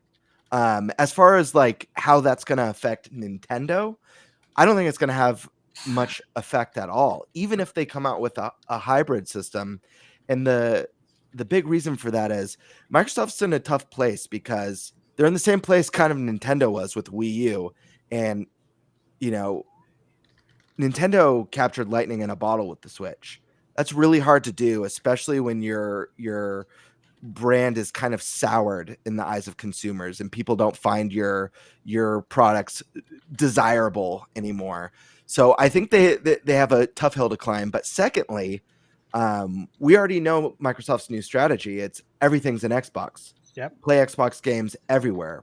They're coming to PlayStation. They're coming to Nintendo. They're going to be on all the, Steam Deck and everything else. I imagine we're going to start seeing Game Pass on more devices and more places. Who knows if we might get some special curated form of Game Pass that lands on Switch 2 or even PS5 or PS6, down the line. We have no idea. They're wanting to get as many people to sign up for Game Pass as possible and get it on as many devices as possible. Nintendo makes some of, if not the most amazing exclusives in the business, and you can only play Nintendo exclusives on Nintendo. You can't play them on PC, and that's not going to change for a while. Nintendo's crushing it. Their sales are through the roof. Switch is an unstoppable force. Based on analysts, what they're projecting for Switch 2, their momentum ain't slowing down anytime soon. So they're at the height of their popularity. Microsoft is hanging on by an ass hair, to put it kindly, right now. And I think a handheld will be good for the company. I think it's the right move. I don't think it hurts Nintendo, and I don't think it's direct competition. If anything, it's gonna maybe push Sony to be like, well, we need a handheld too. Our competition needs to dominate the space too. I got asked a good question in my chat by Miguel Lopez, asking how much I thought it would cost. And I think it's a good question because it goes into your original question as it being, is this competition, right? And more or less, like I replied with, it depends. Like, if Microsoft is going after the PC handheld market, which is what I think they're going to do, then you would think it would be priced along those lines of the Steam Deck, ROG Ally, etc. So somewhere between probably $500 and $700. But if they're trying to go after Nintendo's market, then you'd think it would be priced somewhere along those lines. But from everything I've heard, I don't know about you guys, but it sounds like it's going to be a very much a PC handheld, a handheld Windows machine, which you'd think would be around those prices, right? Mhm. Yeah. Which means we're really not going after Nintendo's market. I mean, it kind of depends. You can get a Steam Deck for as cheap as $400 to $450. So, I mean, if the idea is to be like, well, Steam Deck dominates the market, we want to make sure we can get a slice of that. They're going to need to come in at $400 to $450. But that might not happen until their 2027 device. I don't really know. Yeah, that's what I would be expecting. 2027 device. When they control everything and there's not like profit sharing with another company. But we'll see. Obviously, we have no idea. This thing hasn't been announced yet. I'm not really shocked about it. Microsoft's a PC company. Like, surprised that they weren't in on this long time ago, to be honest.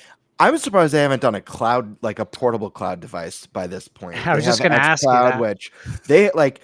If you want to pick one thing that Microsoft has like an advantage on right now, they've been working on cloud longer than Sony's dabbled in cloud. Nintendo's obviously not really doing much with it. They have the biggest head start of the three competitors with cloud technology. I'm surprised they're not trying to. And maybe this first portable will be a cloud device. Who knows?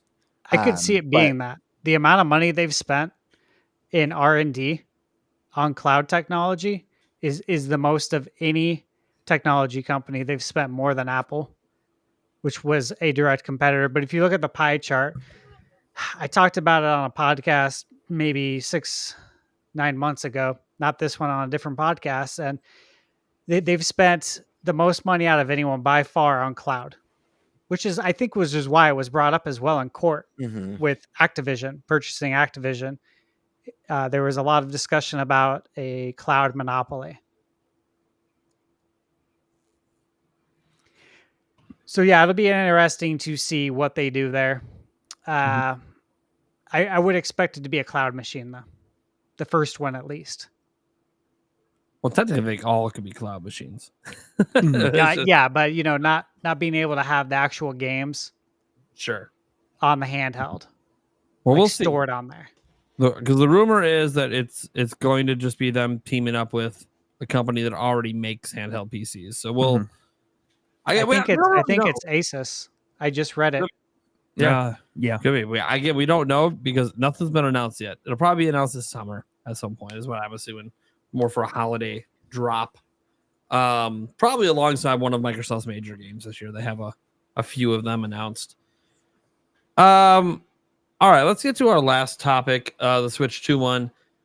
Look, let's not act like there's a bunch of crazy Switch 2 news out there. There's not a bunch of crazy stuff, of course. April 2nd is the crazy day. 21 days, baby, at the time of recording of the show, anyways. There's a few things that have happened, though. One I find interesting is this theory on the release date. And that's all it is a theory, right? We don't know when this thing's releasing. We've heard May, we've heard June, but we don't really know. We've heard July. Yeah, no one really knows, right? Except for Nintendo.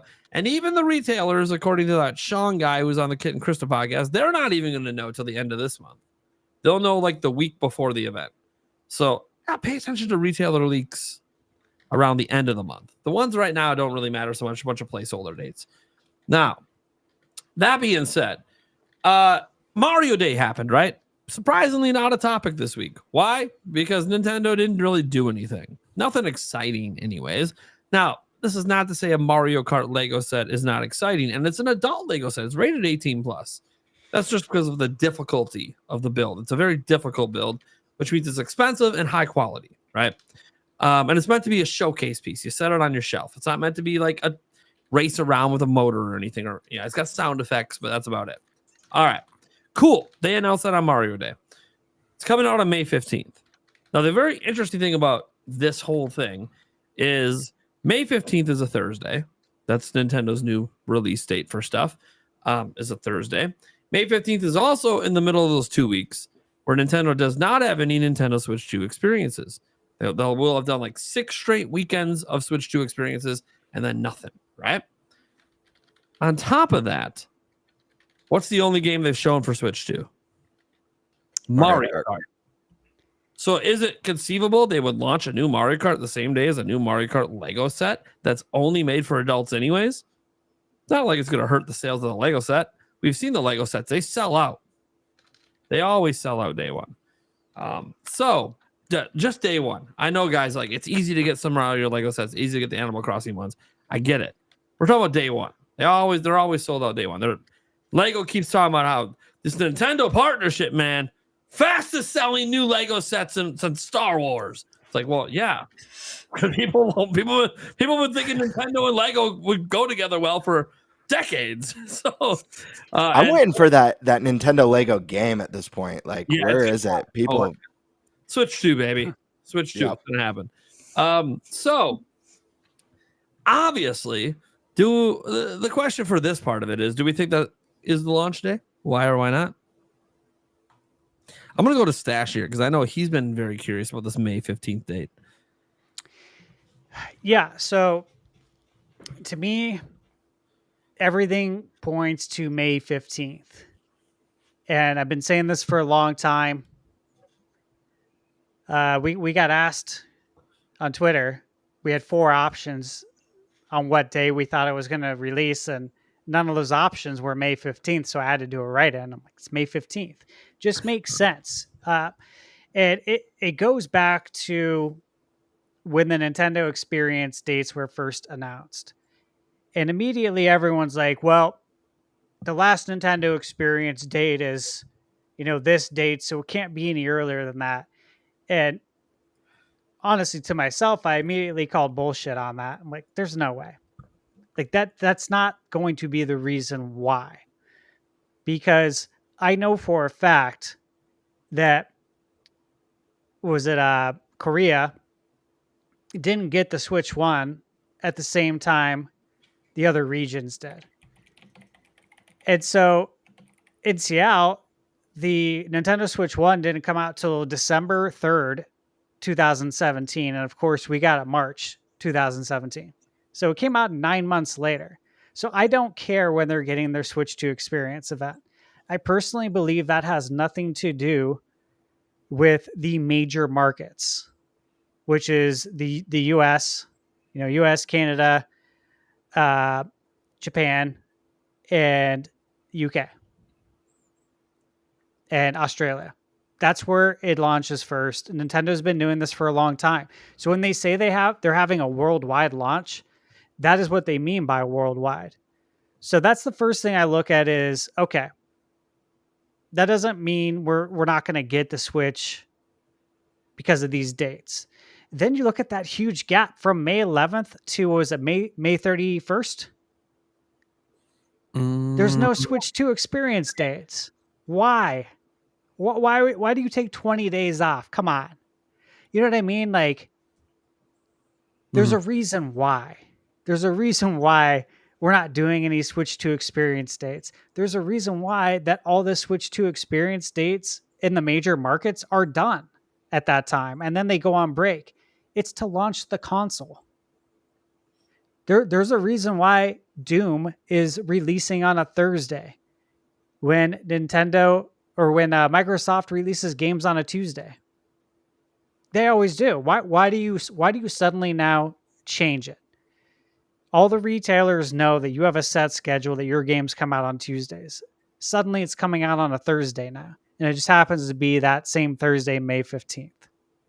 I think it makes sense to have the Switch 2 come out a week before Donkey Kong Country at Universal. That's happening on May 22nd. I don't think you want to do it on the same day. Because why would you do a grand opening of a park when people are supposed to be in line trying to buy their Switch 2? You know what I'm saying? Like, unless you're going to have them there. Unless you have stock at Universal to sell to everybody. And I don't know that that's going to happen. So I look at it that way. That'd be really well. cool, though. It'd be badass. That'd be really cool, though. I think it would be a great way. Park. Yeah, I think it would be, honestly, I think it would be really smart. I don't see them doing it, unfortunately, but I think it would be a smart move. But I think you get it out before the Universal. So now you're in the headlines May 15th. You own that week. You own it. But guess what? Now you own the next week too. With Universal and Nintendo, I think Kid and Krista probably, I think they talked about it before, how Nintendo really loves to like own the calendar and dominate the headlines as long as they can and try to really spread out that length. So it makes a lot of sense. Also, May 15th, it's like right when school's getting out. I think it's a very good time. May 22nd, again, that's for DK. Fast forward one more week, now you're into Memorial Day weekend. People are out of town. They're not in line buying a Switch. You want them to have Switch while they're traveling, because that's free word of mouth advertising everywhere. Whether you're in the car, you're on the plane, people see it on the plane. Oh, is that Switch 2? I haven't seen it yet. You know what I mean? Suddenly, all the owners are selling the console for Nintendo for free out of just pure excitement. Then you get into June. Look, we did GBA in June, and we talked about that, right? Last week. I think June's fine too, and if it's June, great. But I don't see it launching in July. I don't know that we're going to get into August or September, anything past that. I think it's going to be really May or June, but May 15th just makes too much damn sense. There's a lot of reasons for it. And if you're going to have that window from like May 11th to May 31st, those 20 days off, what Thursday would make the most sense? Is it the week of Memorial Day? No, I don't think that makes sense. Is it the week of DK? No, you got to have the headline for DK. The 15th makes sense. You stop on the 11th with the Nintendo Switch 2 experience, and then you literally jump right into it. So everyone in all the major markets have played it. Now you can go buy it right now, 4 days later. I just feel like it makes too much sense. I'm going based on logic, okay? So if I'm being logical, which this is how my brain works, May 15th makes too much sense. All right. The end. Scott or Alyssa, it's been a bit since you chatted. What do you think of the Switch 2 nonsense? Well, I think May 15th makes a lot of sense as well. Like the big gap. Oh my God, are we all on the 15th? What's happening? It just, because like you said, there's that big gap there, and they hit all the major markets at that point. That it seems like what else would you be doing? Like you want to kind of keep the hype going. If you have like a gap like that in the experiences, then like people, I don't know. But also, I was watching Andres Restart did a video about the Lego set too, and he went through the dates, and he noticed that Lego sets not usually, most of them launch on the 1st of the month. And I forget the other thing, what the other thing one was, but it was the day of the week. Yeah. It was the day of the week, Alyssa, because they usually release on, like you said, the 1st of the month and on weekends. Yeah, weekends was the other thing. Yeah. I'm glad you brought this up. This one's a Thursday. So like that's like another thing. So it's just like these little things keep like, that's interesting. The breadcrumbs. That's interesting. Okay, Yeah. Are we leading to somewhere? I'm glad you brought that up, because I retweeted this as well when the Lego Mario Kart date came out. And I literally said, there's that date again, May 15th. Mhm. It's releasing on May 15th. If you buy it, from the Lego store. If you buy it from Amazon, it's a little bit later. But what are the odds that you want to make it, of all the different Lego things you can do, you make it Mario Kart? It's a Mario Kart Lego set. It could have been a different Mario. It could have been a different Nintendo character, but it's Mario Kart.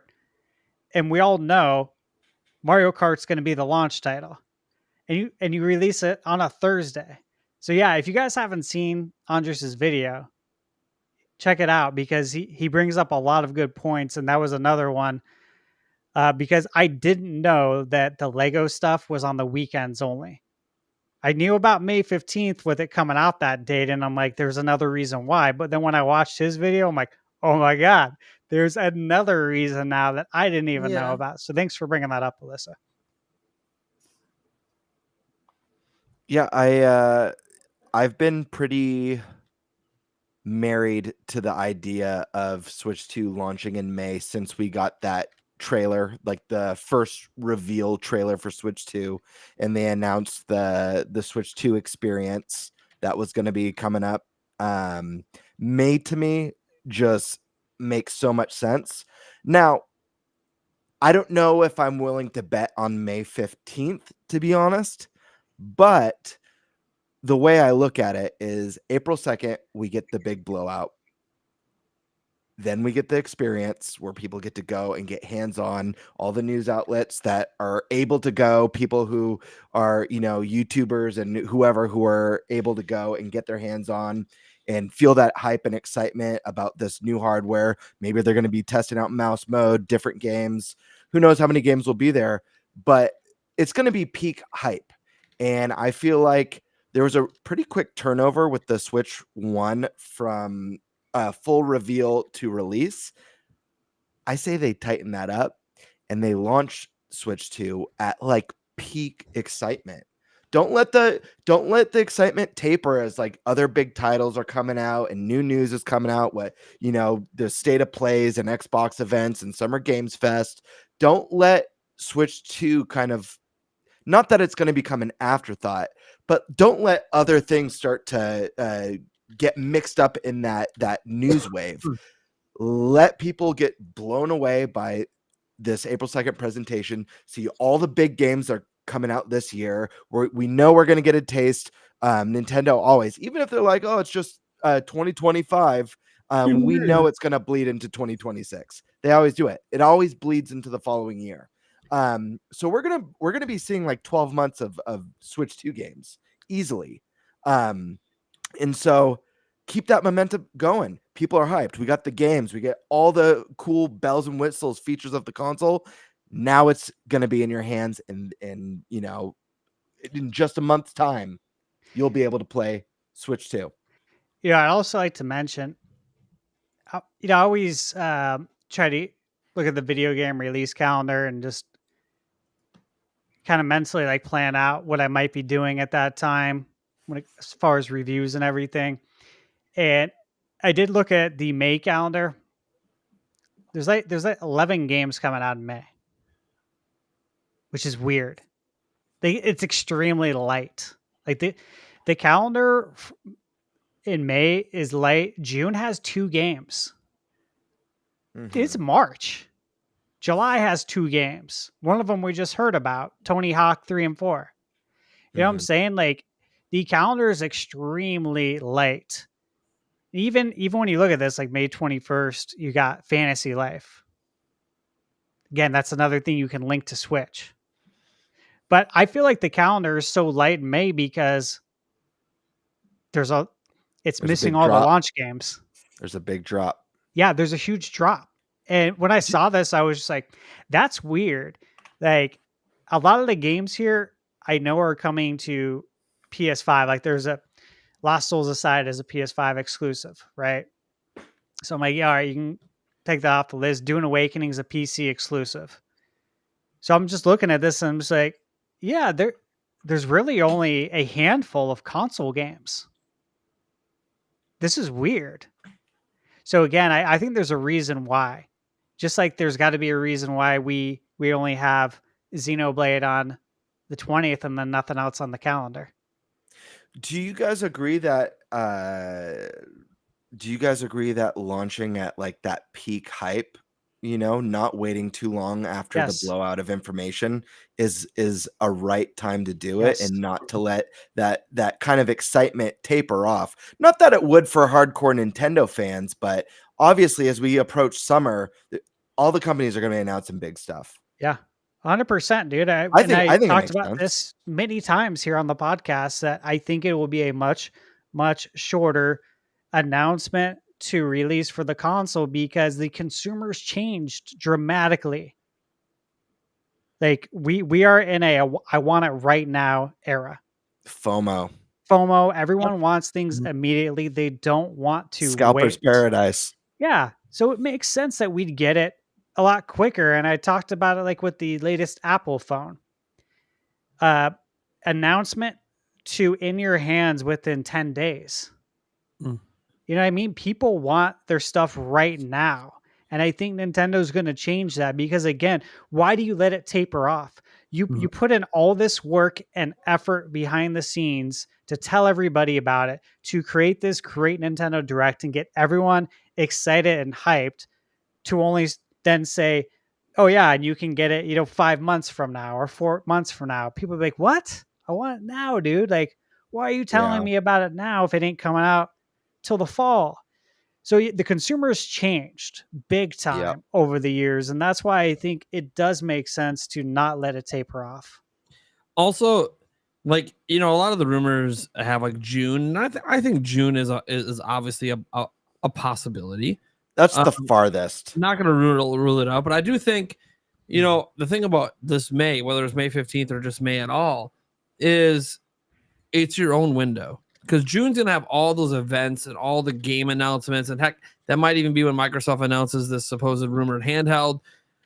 Nothing's happening in May. Just make it your month. Own it. It's right before kids get out of school as well. So you get the initial sold out by the adult gamers and all the hype. And then the kids get out of school and they're like, man, I want that. Look at that. This person showed up at school. Like one person in the whole school with a Switch 2 playing this new Mario Kart. I want that. Like it's going to be. I think May just makes a lot of sense for a number of reasons. But again, we talked about this in the past. Like hey, it made sense to reveal it last year in March. Like things making sense doesn't necessarily mean that's what Nintendo's going to do. Exactly. There's a big difference between what we think makes sense versus Nintendo being like, hey, it's coming in September. Have a good day. And we're like, oh fuck. Yep. My logic is not the same as Nintendo's. That's See you for the June That's Direct. just the way it is.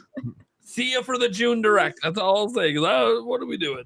So we'll see what happens. Obviously, the big thing is new president. Maybe he thinks different. Every piece of hardware that he's announced has obviously only been revisions, but he's literally announced and released shortly after. If you want to look at any sort of patterns, it's hard to tell because he's never launched a new generation. So we'll see what happens there. Eric, you got any thoughts on this? May 15th, is that the day, baby? I want it to be because the sooner the better. Well, I want it to be April 2nd. Shout out that day. I mean, Well, don't forget, guys, Nintendo's the king of curveballs. For all we know, they could be like, and it releases May 26, 2026. Oh, Never know. Could be a new strategy. Ain't no way. Called extended wait time. Oh god. It's super blue ocean. Yeah. No one else is doing it. Yeah. Super blue ocean. Jesus. So let's talk about Switch 2 stuff. Obviously, there's always rumors out there. And look, this last week wasn't an exception. We got some stuff from good old Nash Weedle over here coming in here, dropping some stuff. So this first one here just is going to do a quick translation. Just pay attention to the magnetism of the Switch 2 Joy-Cons will have more functions than just connecting them to the console. My first thought when he said this, if this is true, which it's just factually true, well, no shit. It's going to connect to every accessory ever made. So there's going to be a new wheel. The magnets will connect to that. There's going to be some new workout game. The magnets are going to connect to whatever accessory that is. I mean, yeah, your magnets might even connect to your fridge. I don't know. Like, you know what I mean? Like, okay, yeah, this doesn't tell me anything other than it's magnets. They're going to connect to things. I'm going to stick it to my car and pull out the dent. Yeah, right. But then he comes in with this one response to say one feature that a patent includes is that thanks to the use of magnetism, the buttons could have travel. I think it's an interesting one. Magnetism drives the button to the initial position so that when we press it, it exerts a small resistance and gives it travel. We'll see if they apply it. One thing I see about this is the magnets, as we are aware, are in the SL and SR button, right? There's not a lot of room for travel there anyways. So I don't think this applies to this. But could they do something like that to basically create a new version of analog triggers on the Pro controller with magnets? Yes, please. Mm-hmm. Yes, please. Like found a new way to do it that's a little bit less mechanical because it's using magnets instead. I think that would be a very interesting use case. I don't know that it applies to this controller because as far as we're aware from based on the patents and things we've seen, there's no magnets in the trigger area. It's just the SL, SR buttons. But that would be really, really interesting. I mean, I'm hoping there's also magnets in the control stick area. I would like some Hall stick control sticks, but we haven't seen the inside of the control sticks yet on any of the patents. So I don't know. I just want to get you guys' quick thoughts on magnets. What's Nintendo doing with them besides clap? Do we know about the clap? Do we know about the clap? Wait a second. I don't know. Did that come out right? Anyways, what are you guys thinking? I think the obvious answer would be that they'll find some way to incorporate the magnets outside of just attaching it. Whether it's through some weird peripheral with they sold us cardboard, dude.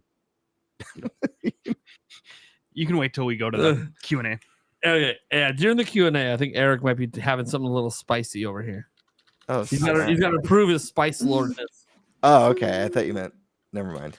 No, Anyways, that too. No. How you doing? I thought you meant down. Well, I mean, Anyways. does this give you a hint on what's going on? No. God, this got way worse. I'm gonna send you a discount code for Stick Fix, Eric. 20 stick. Anyways, I mean, Nintendo sold us cardboard. They turned a Pilates ring into a workout game that attaches your Joy-Cons with a girdle for your thigh that sheaths a Joy-Con. So that being said, I would not hold it. Dude, it wouldn't surprise me if they had magnets and then they came out with an Etch-a-Sketch type peripheral.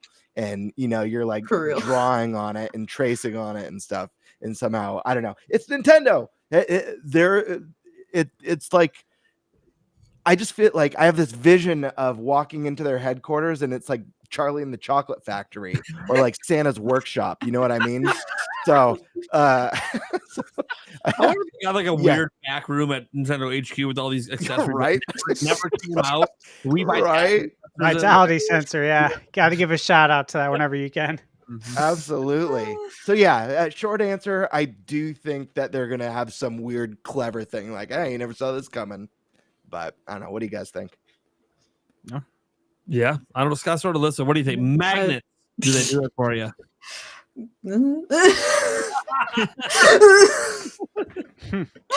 I'm not like Lord, come on. Yeah. Yeah, she hates magnets.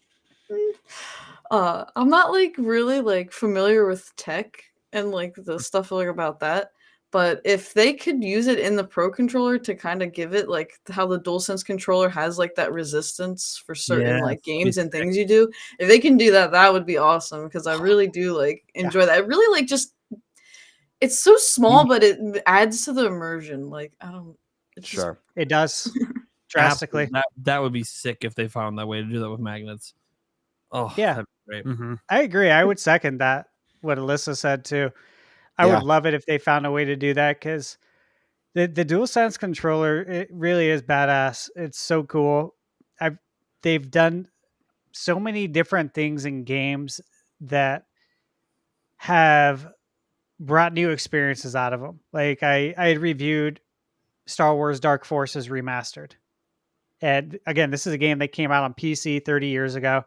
I had never gotten to play it because I didn't have a good PC. In fact, I didn't even own one. My cousin didn't have a good PC back in 95.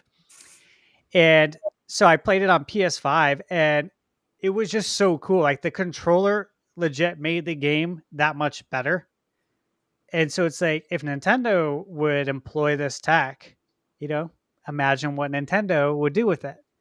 So it's an exciting idea. I'd love to see them do something with the magnets outside of just connecting the Joy-Cons. And again, like you mentioned, Nate, with the Hall effect, the Hall controllers, yes, I would love that. But if they don't, third parties will do it.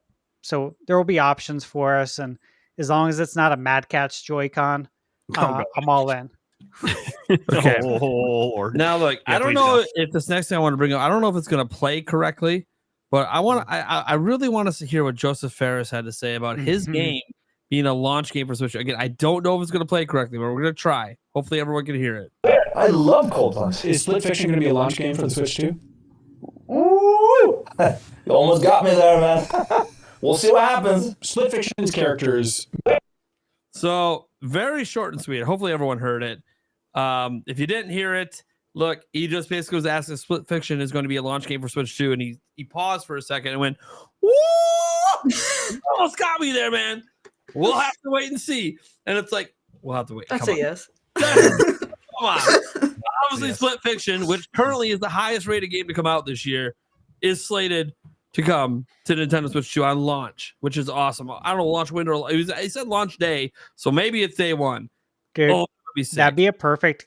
Like I said, I'm playing it right now. Michaela and I are playing it, and I don't want to spoil too much for the review, but the amount of enjoyment we're getting out of this, it's one of those games you play, and you kind of have like perma smile the whole time. Yeah. You're just like, wow, like this is so good, or like, this is so creative, or this is such a great idea.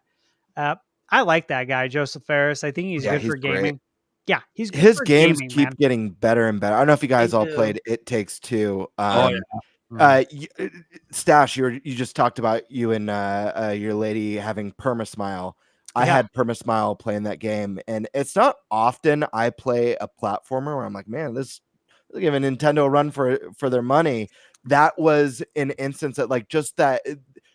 What a unique and creative experience requiring two-player. You have to play it two-player, in the way Yeah. they're able to level design and puzzle design and platform design based off of the requirement to work together.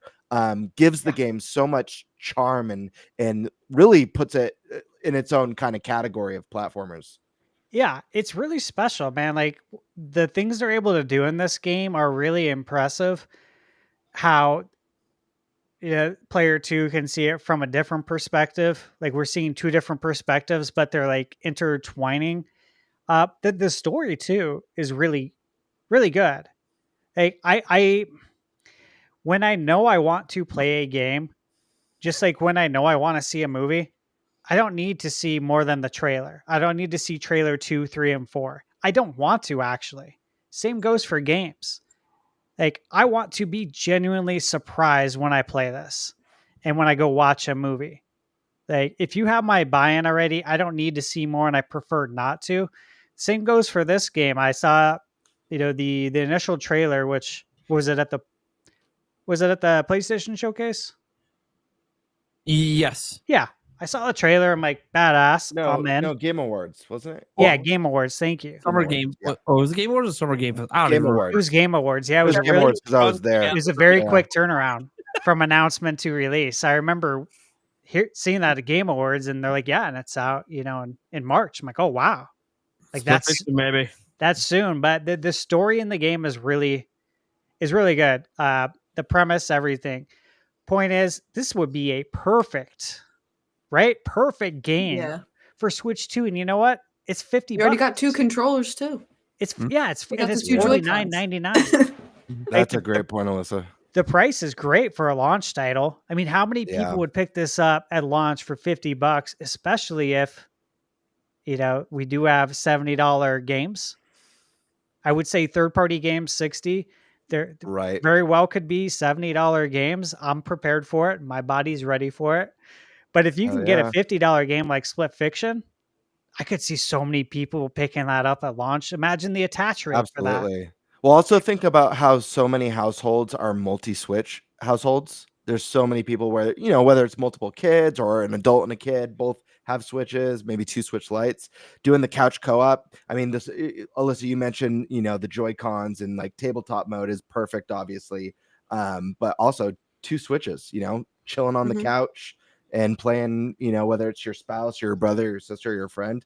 I love couch co-op. I don't get Yeah. to do it as much as an adult as I used to in my Yeah. teenage years, but whenever I get the chance, anytime I go, I've got a buddy in San Diego County that whenever I go down and visit him, I bring my Switch and we'll play couch co-op Diablo 3 on our Switches or something else. But Yeah, I think it's a a game great like game this for is better. Switch too. No doubt. Yeah, I'm just really excited. I haven't played the game yet. I'm gonna definitely get it on Switch 2 and hopefully play it with Yulia. It's gonna be a blast. If not, I'll play with Eric. Well, whatever. Yeah, right. No matter, yeah. Hell yeah. That being said, so we had some news today that I didn't cover in my video because I was going to make my video tomorrow, but Stash was so kind to remind me because this might go into the whole, hey, Switch 2 is getting launched fairly soon kind of news. There's some data out there, some data on shipments of completed Switch 2 units to the United States, or should we say North America in general. This is from January. Remember, we've been tracking shipping data for a while, getting a lot of updates on the hardware. And a lot of it's just been like, oh, hey, we're just tracking how many are being assembled and sent back to Nintendo. This is now sent from Nintendo to the US. Yes, folks, there are Switch 2s in warehouses in the United States right now. Literally right now. January was 380,000 completed units. This completed units in box.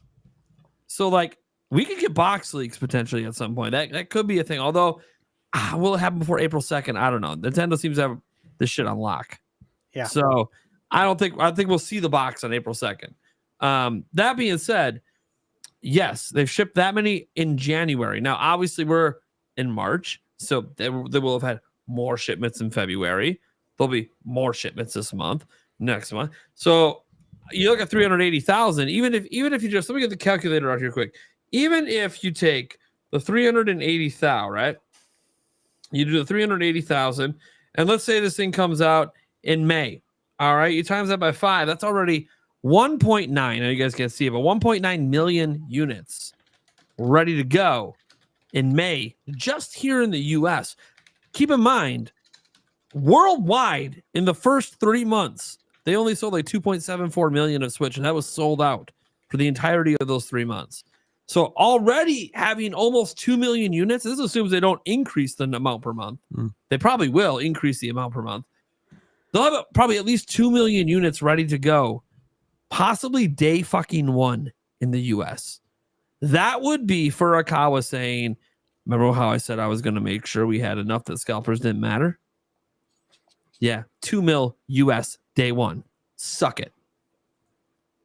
That would just be holy shit. And that's just the US. This doesn't count their home country, different European countries that they're shipping stuff off to as well. Like, Nintendo is planning for this thing to be massive. And that's, again, assuming they're not increasing from 380,000. Could be even higher. And again, there's no guarantee they put all 2 million in the warehouses out day 1, right? They could spread it out a little bit. But the point is, they are planning to have the stock to meet the demand. Like, if the pre-orders come in and they're like, oh shit, we sold 1.5 million pre-orders. We were going to hold, 700K for restock. We ain't going to hold anymore.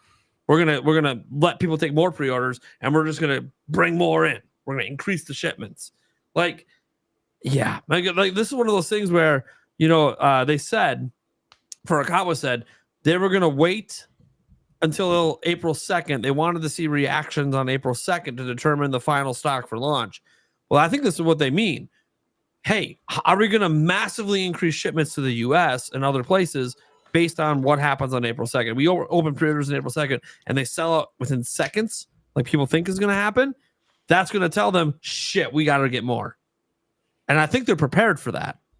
I think they're actually prepared for that. So I think this is crazy. I think this just shows more that they're releasing this soon. Right? If you think about it, just getting to May is 2 million units, basically. Like, they're not going to sit on 2 million units and then have 5 million, 6 million in a warehouse, losing them money on storage fees until September.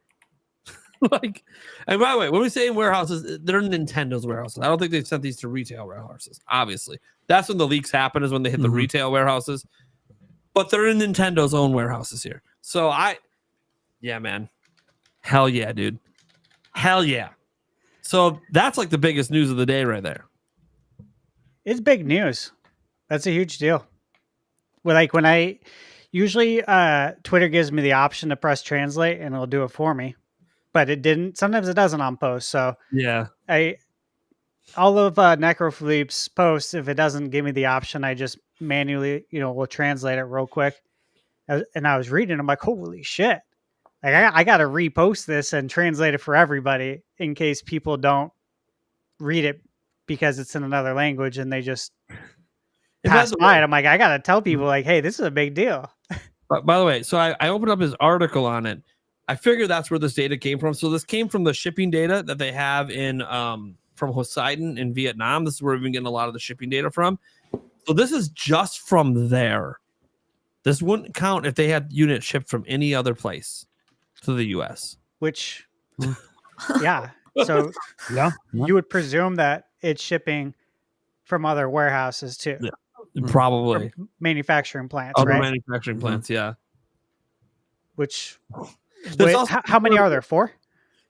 Well, they're manufacturing. They are assembling in 4 different countries right now. So now, obviously, the China one's probably going to not be going to the U.S. because of the tariffs. Right now, Vietnam, there's no tariffs in place yet there.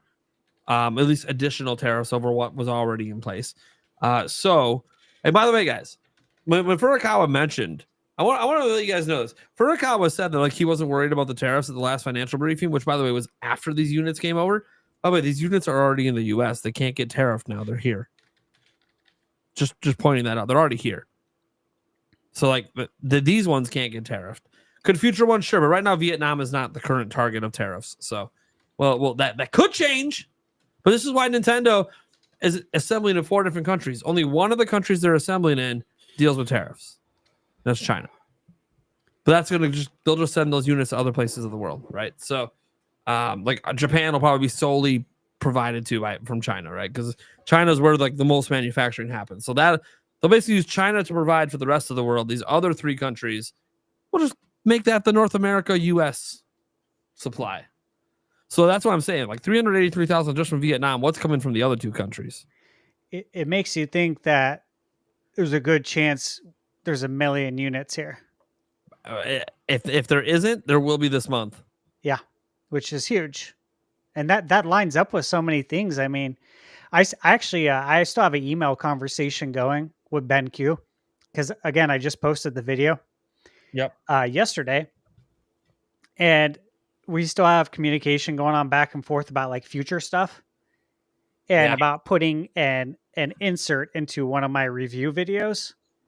And I said, look, right now on my docket for Switch, it's mainly indie stuff, which isn't going to get a huge amount of views compared to like AAA outings. And I said, I have Assassin's Creed Shadows coming up, which is a big AAA game. I said, it's also going to be probably a pretty volatile release as well, because there's going to be a lot of mixed opinions on that, and there'll probably be people attacking me in the comments, and that's fine, right? Like that's literally that's every day for me, man. That's internet life. It is what it is, yeah. But I'm gonna cover it. I'm not gonna like back away from it. I think it's good to cover games like this.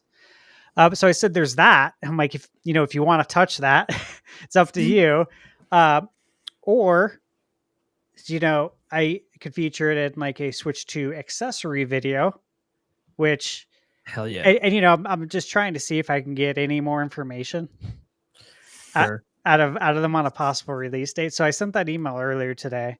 Obviously, if I do get anything cool, I'll tell you guys, like any useful info. But this is.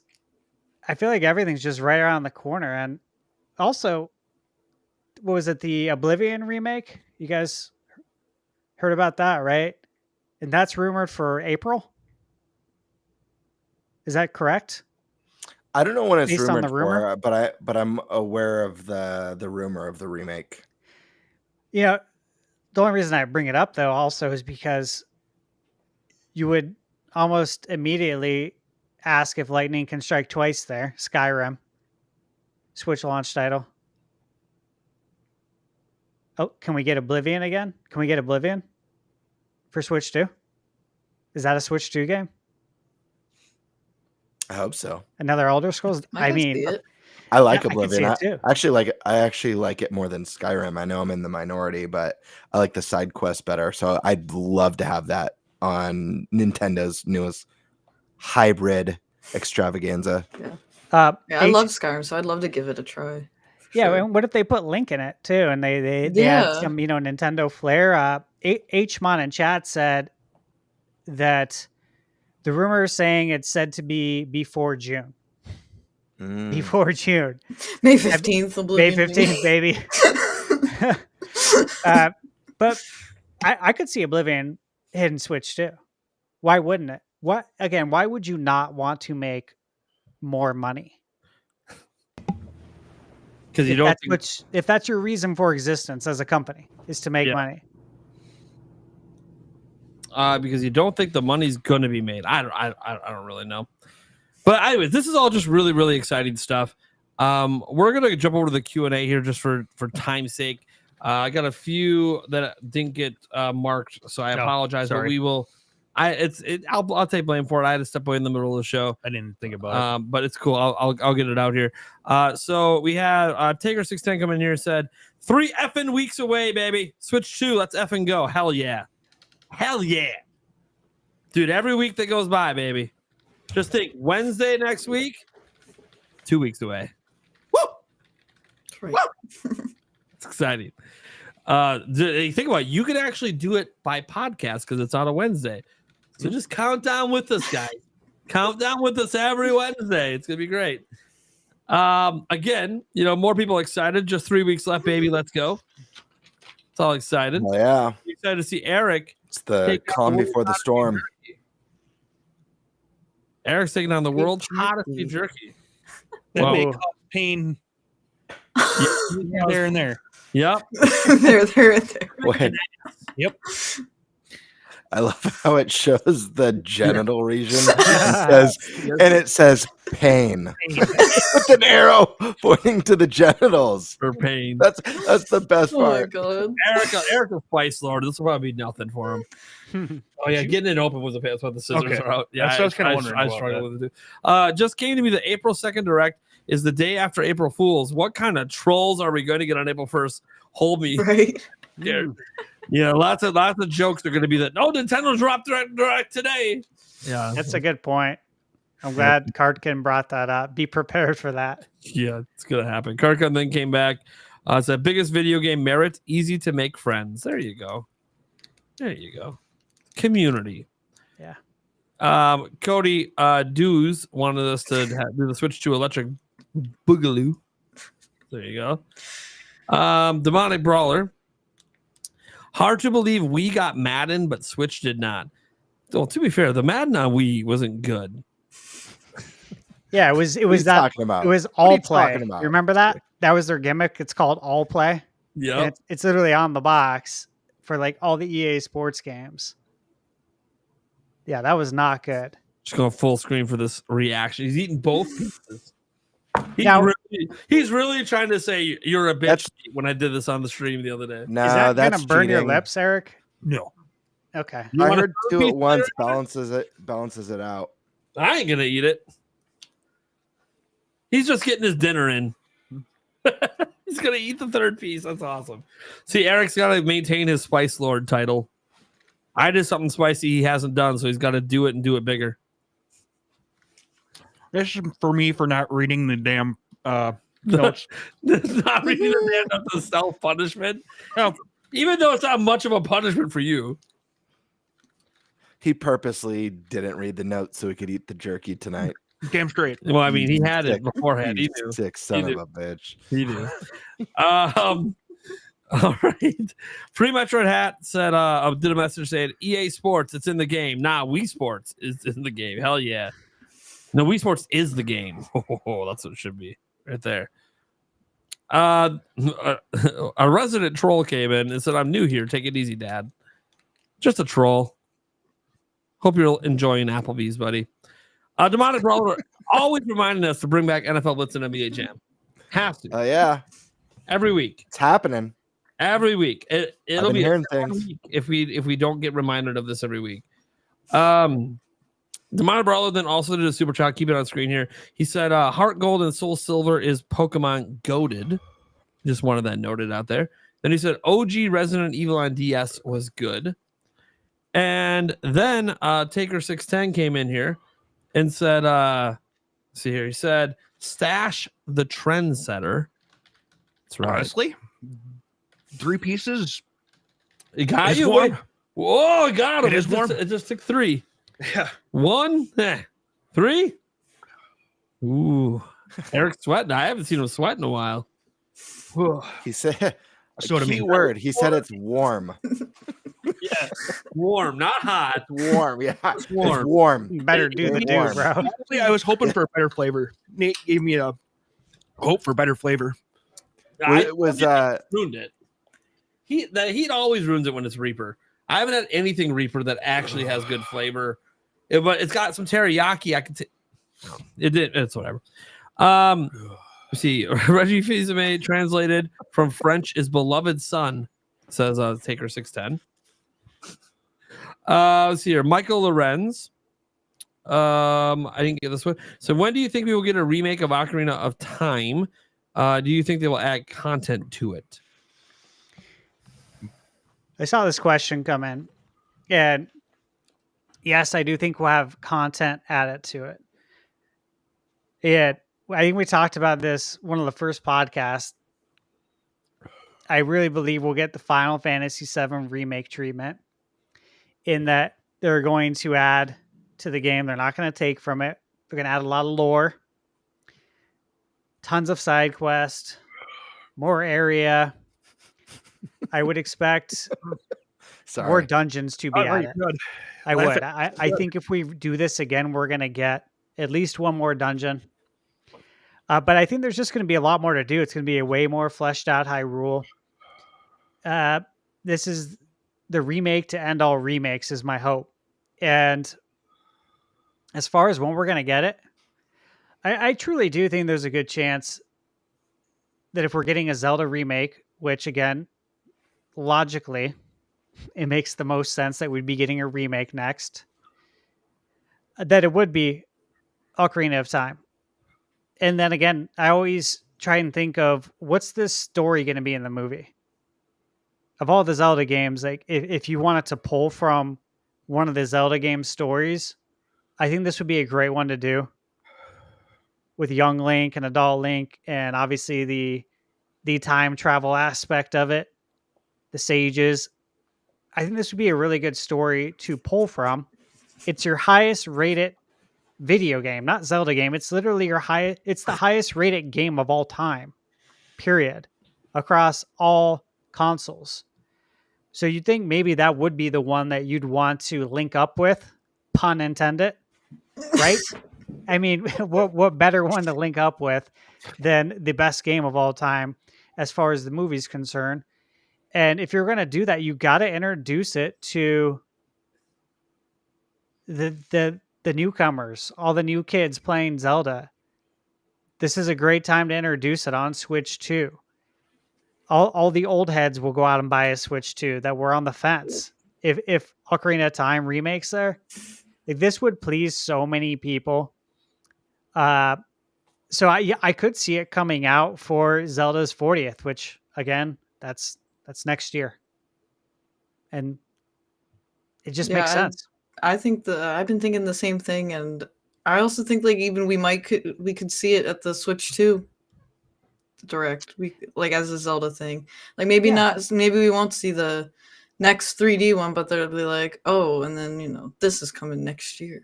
Oh, it'd be sick if they tease it, but they don't tell you what it is, and then we just see Sheik pop on the screen, and we're like, or the first few notes with the title screen, and you just see the hoofs go, and then it's just Ocarina of Time 2020. Yep. I think this is something that's going to happen at some point. However, I'm a little bit less optimistic in that I think it'll be announced in 2026. I think it would make sense by September of next year as part of hey, it's Zelda's 40th anniversary. One of the most iconic games in the series is being reimagined for Switch 2. We get that intro, that startup music. You hear the piano kick in. You hear the hooves. It shows Link riding across Hyrule. You get the logo, and that's it. It's a teaser. But I do think it will be expanded on. Obviously, I think the world will obviously be bigger. I think the big thing though is expanding the narrative a little bit, fleshing out the narrative a little bit more. And then, that game has such iconic bosses as well as dungeons. And I'd really love to see some of those really iconic and memorable boss fights kind of reimagined, a little bit more multi-phase, and just a little, keep the core element of their weaknesses with the items that you acquire in the pertaining dungeons, but kind of elevate the experience to just make it a little bit more grand and epic. It's going to happen. I don't know when. I'm just laughing because for those listening to the audio version, the Spice Lord has been defeated. He's never left after eating spicy food. I don't think if it was just getting milk, he'd be back at this point. I think he's in the bathroom. Yeah, he's having trouble. I heard a brief before your mic mute.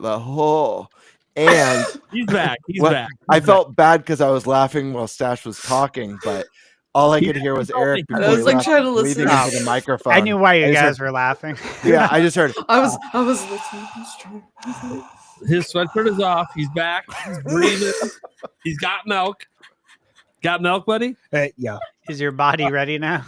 I mean, speaking of milk, three is not a good idea. Well, for most people, one's not a good idea. His hand's shaking. He's like, "That's what the milk's just." So my hand always shakes. So as he drinks from a pint glass over there, good time to remind everyone we launched a brand new pint. Hell yeah! Look at that! Look at that Triforce of the podcast, baby. We'll go ahead and drop that link. Go ahead and drop that link in the chat for you guys. If you want to check out the new pint glass, $25 US. It's got obviously the Triforce of the cast right there. Eric falls under the Nintendo Prime. Looking for these wonder. Where's Eric? He's part of Nintendo Prime. And then as we go over here, the Nintenbyte Podcast logo on the other side, baby. Oh, we also have this little new T-shirt as well, a little Triforce T-shirt. If you guys want to check out that stuff, some other merch as well. Just wanted to give a quick shout out. Well, Eric's sitting there pounding down the pint glass. Whew. Remind you guys that we have a new pint glass. I don't even have it yet. I'm going to be picking one up myself. So putting that order in tonight. That's awesome. Hey, let me ask you guys, do you think that we see something Zelda on April 2nd?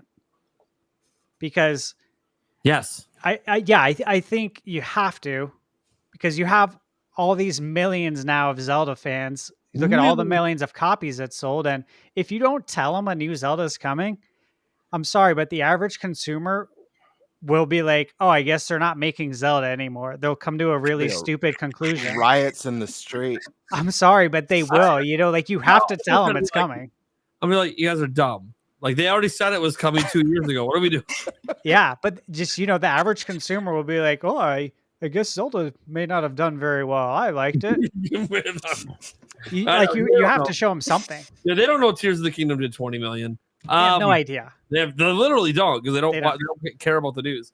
Taker 610 says that the Asia Aonuma GBC. Okay, buddy. Also for people wondering, no, I did not wipe my eyes with the glove that I ate the thing with. My black sweatshirt. I am not that dumb. Yeah, if he was that dumb, he still wouldn't be back in this room. No, God no. He'd be up there flushing his eyes like crazy. Yeah, no. I thought for a second I was going to hurl, but I did not. Yeah, I heard a very brief whimper after you walked away. I was like, he's going to be sad. The Spice Lord has been defeated because he actually had to get up and leave the room. I did. Oh, man. And that's never happened before outside of the stale chip. Yeah. But I'll give you that. I'll say it's the staleness that was the problem, not the spice. Yeah. Empty stomach, too. Your word choice brought me back. Every time I hear the word hurl, he dies pretty quick with that. What do you guys think of? I'm pretty well gone now. Yeah, he dies pretty fast with it. Sorry, Stash, what were you saying? What does everybody think of whenever they hear someone say the word hurl? Like, I'm gonna hurl. What movie? Oh, movie wise. Oh fuck. You know what it is, right? No, but I can't. It's like on the tip of my. I can't. Yeah. Oh my god. I have no idea. Because it's the only time I hear it. And I hear, let me give you a hint. I hear it at least once a year in December. It's a December movie. Christmas movie. Don't do this to me, Stash. Don't do this to me. Is it Home Alone? Yes. Buzz. It is. There Buzz. It is. Yeah. Remember when he eats all the cheese pizza and he tells Kevin, like, I think I'm going to hurl? They Yeah, wanted they her Anytime. are I'm like, right. anytime. Yep. Yeah. I hate I when don't know thought- why that's like burned Yeah. in my brain. Michael Lorenzo, I'd like to know what you like to see in a new 3D Zelda game. Also, would you like to see them go in a different land or stay in Hyrule? Let's send this to the mega Zelda fan of the show, Sky Sword Alyssa. What are we thinking here? I'd actually really like it if they went to like a whole different place. Like not even like revisited like Termina, Labrina, Holodrum, like total like new. This is outside of Hyrule. And then maybe even have like some kind of way to like connect it to Hyrule somehow. I don't know. Or like have it be Hyrule, but then have some like maybe not open worlds, but maybe like other like have one center world and then maybe some like open zone areas where you go further, expand it even more. But as far as like seeing something new like in the next one, I really want them to bring back underwater exploration. I think in a 3D space it could be really awesome. Like if you found like underwater ruins like like Atlantis down there, something like that, like crazy Absolutely. civilization. That'd be cool. Horizon does a good job with that. I That- heard that- that. I have to yeah. play the second one still. Very good. The graphics are insane, but they do a really good job with underwater exploration. Because I know some people are like, Yeah.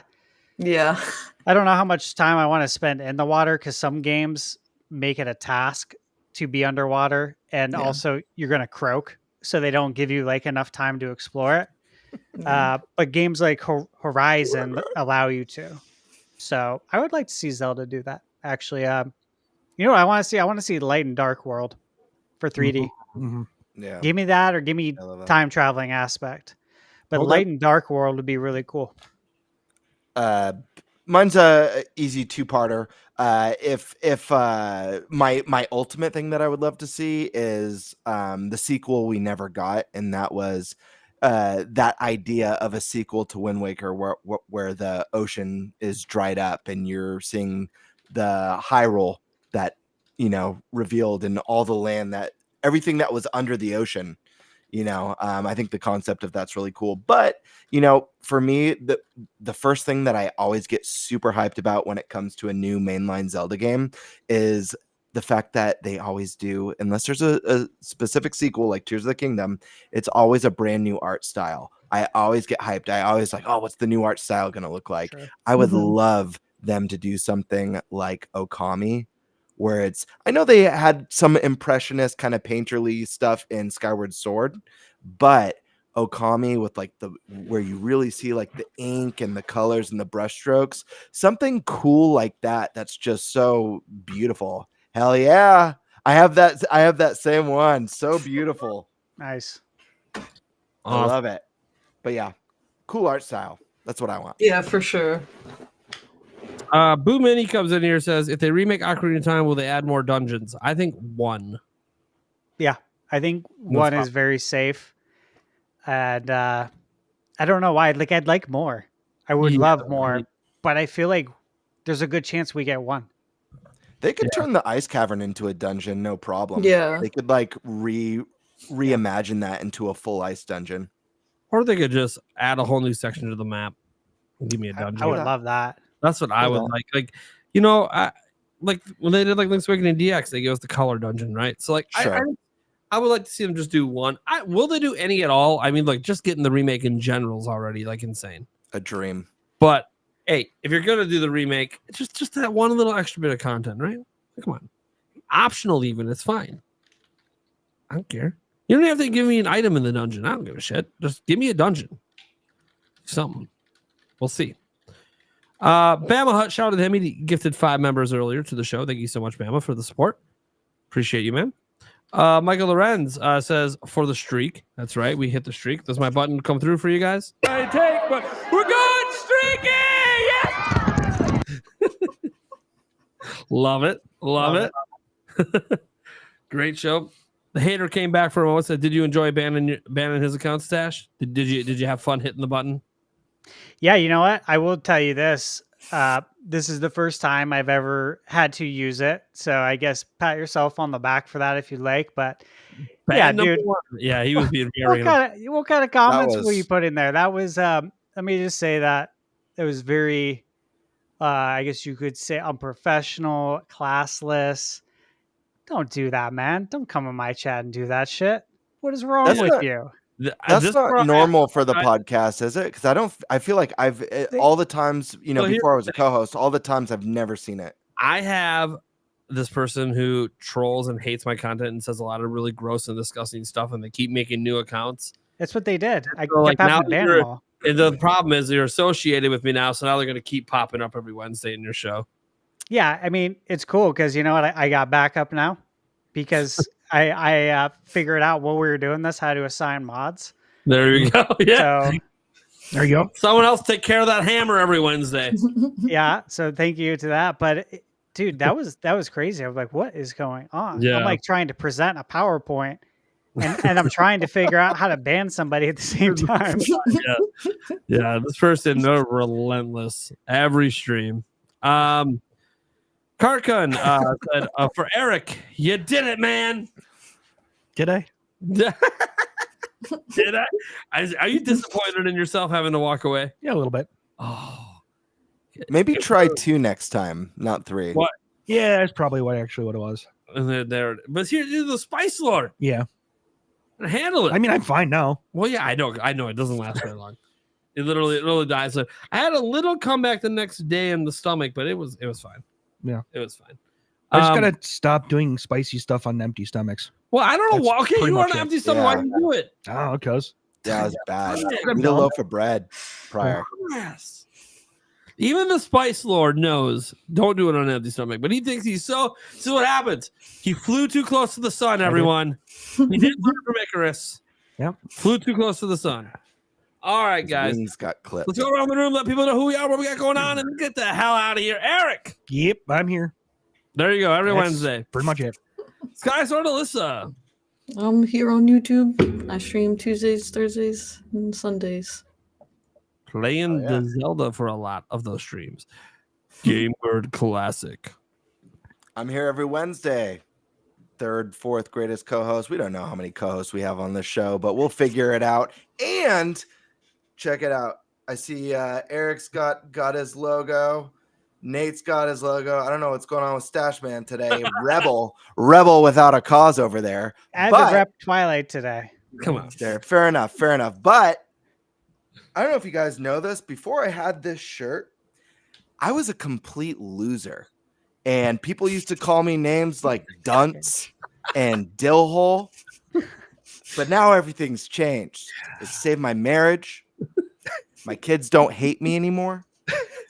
So many other things. And I want you guys to know I'm actually working on a commercial for the merch store and for these cool shirts. I meant for it to be ready this week. Unfortunately, creativity sometimes demands time. And I'm an artist and I need time to work. So hopefully it should be ready by next Wednesday. And I'm really looking forward to sharing it with all of you. All right. And you can find me here on YouTube at Game Break. Yeah, forget the channel. Yeah. Just worry about Bitchin', we're bitchin', running your next week's show. bitchin' Nintendo content. Check me out. I love you guys. Awesome. Thunderstash. Yeah, so you guys can find me on YouTube at Thunderstash Gaming. What I'm working on right now, tomorrow I already have a video scheduled of my first impressions for the first Berserker Kazan. And if you like Souls games or action RPGs, you're going to want to check that one out. I was pleasantly surprised. I didn't go into that game with much expectations, so you have to check that out. I will be reviewing the game as well. I'm getting an early review code for that. So that's cool. Outside of that, working on my review for Beyond the Ice Palace 2. Nice little Metroidvania game. I completed that yesterday. I have a retro review coming. And again, I completed that a couple of days ago, so I'm going to get on that and get that done soon. And I think that's everything. Go check out my video for the BenQ GR10 dock. I actually show a lot of unique ways to use this, and you'll probably see some games on there that maybe you haven't seen before in action. I don't name the games for good reason, but yeah, but you know what they are when you see them. And I have a lot of videos coming out. I have a lot going on, a lot of game stuff. It's super busy with work. So if Oh, it yeah. seems like I'm going a million miles a second, it's because I am. It's My all right. body's ready. It's caffeinated.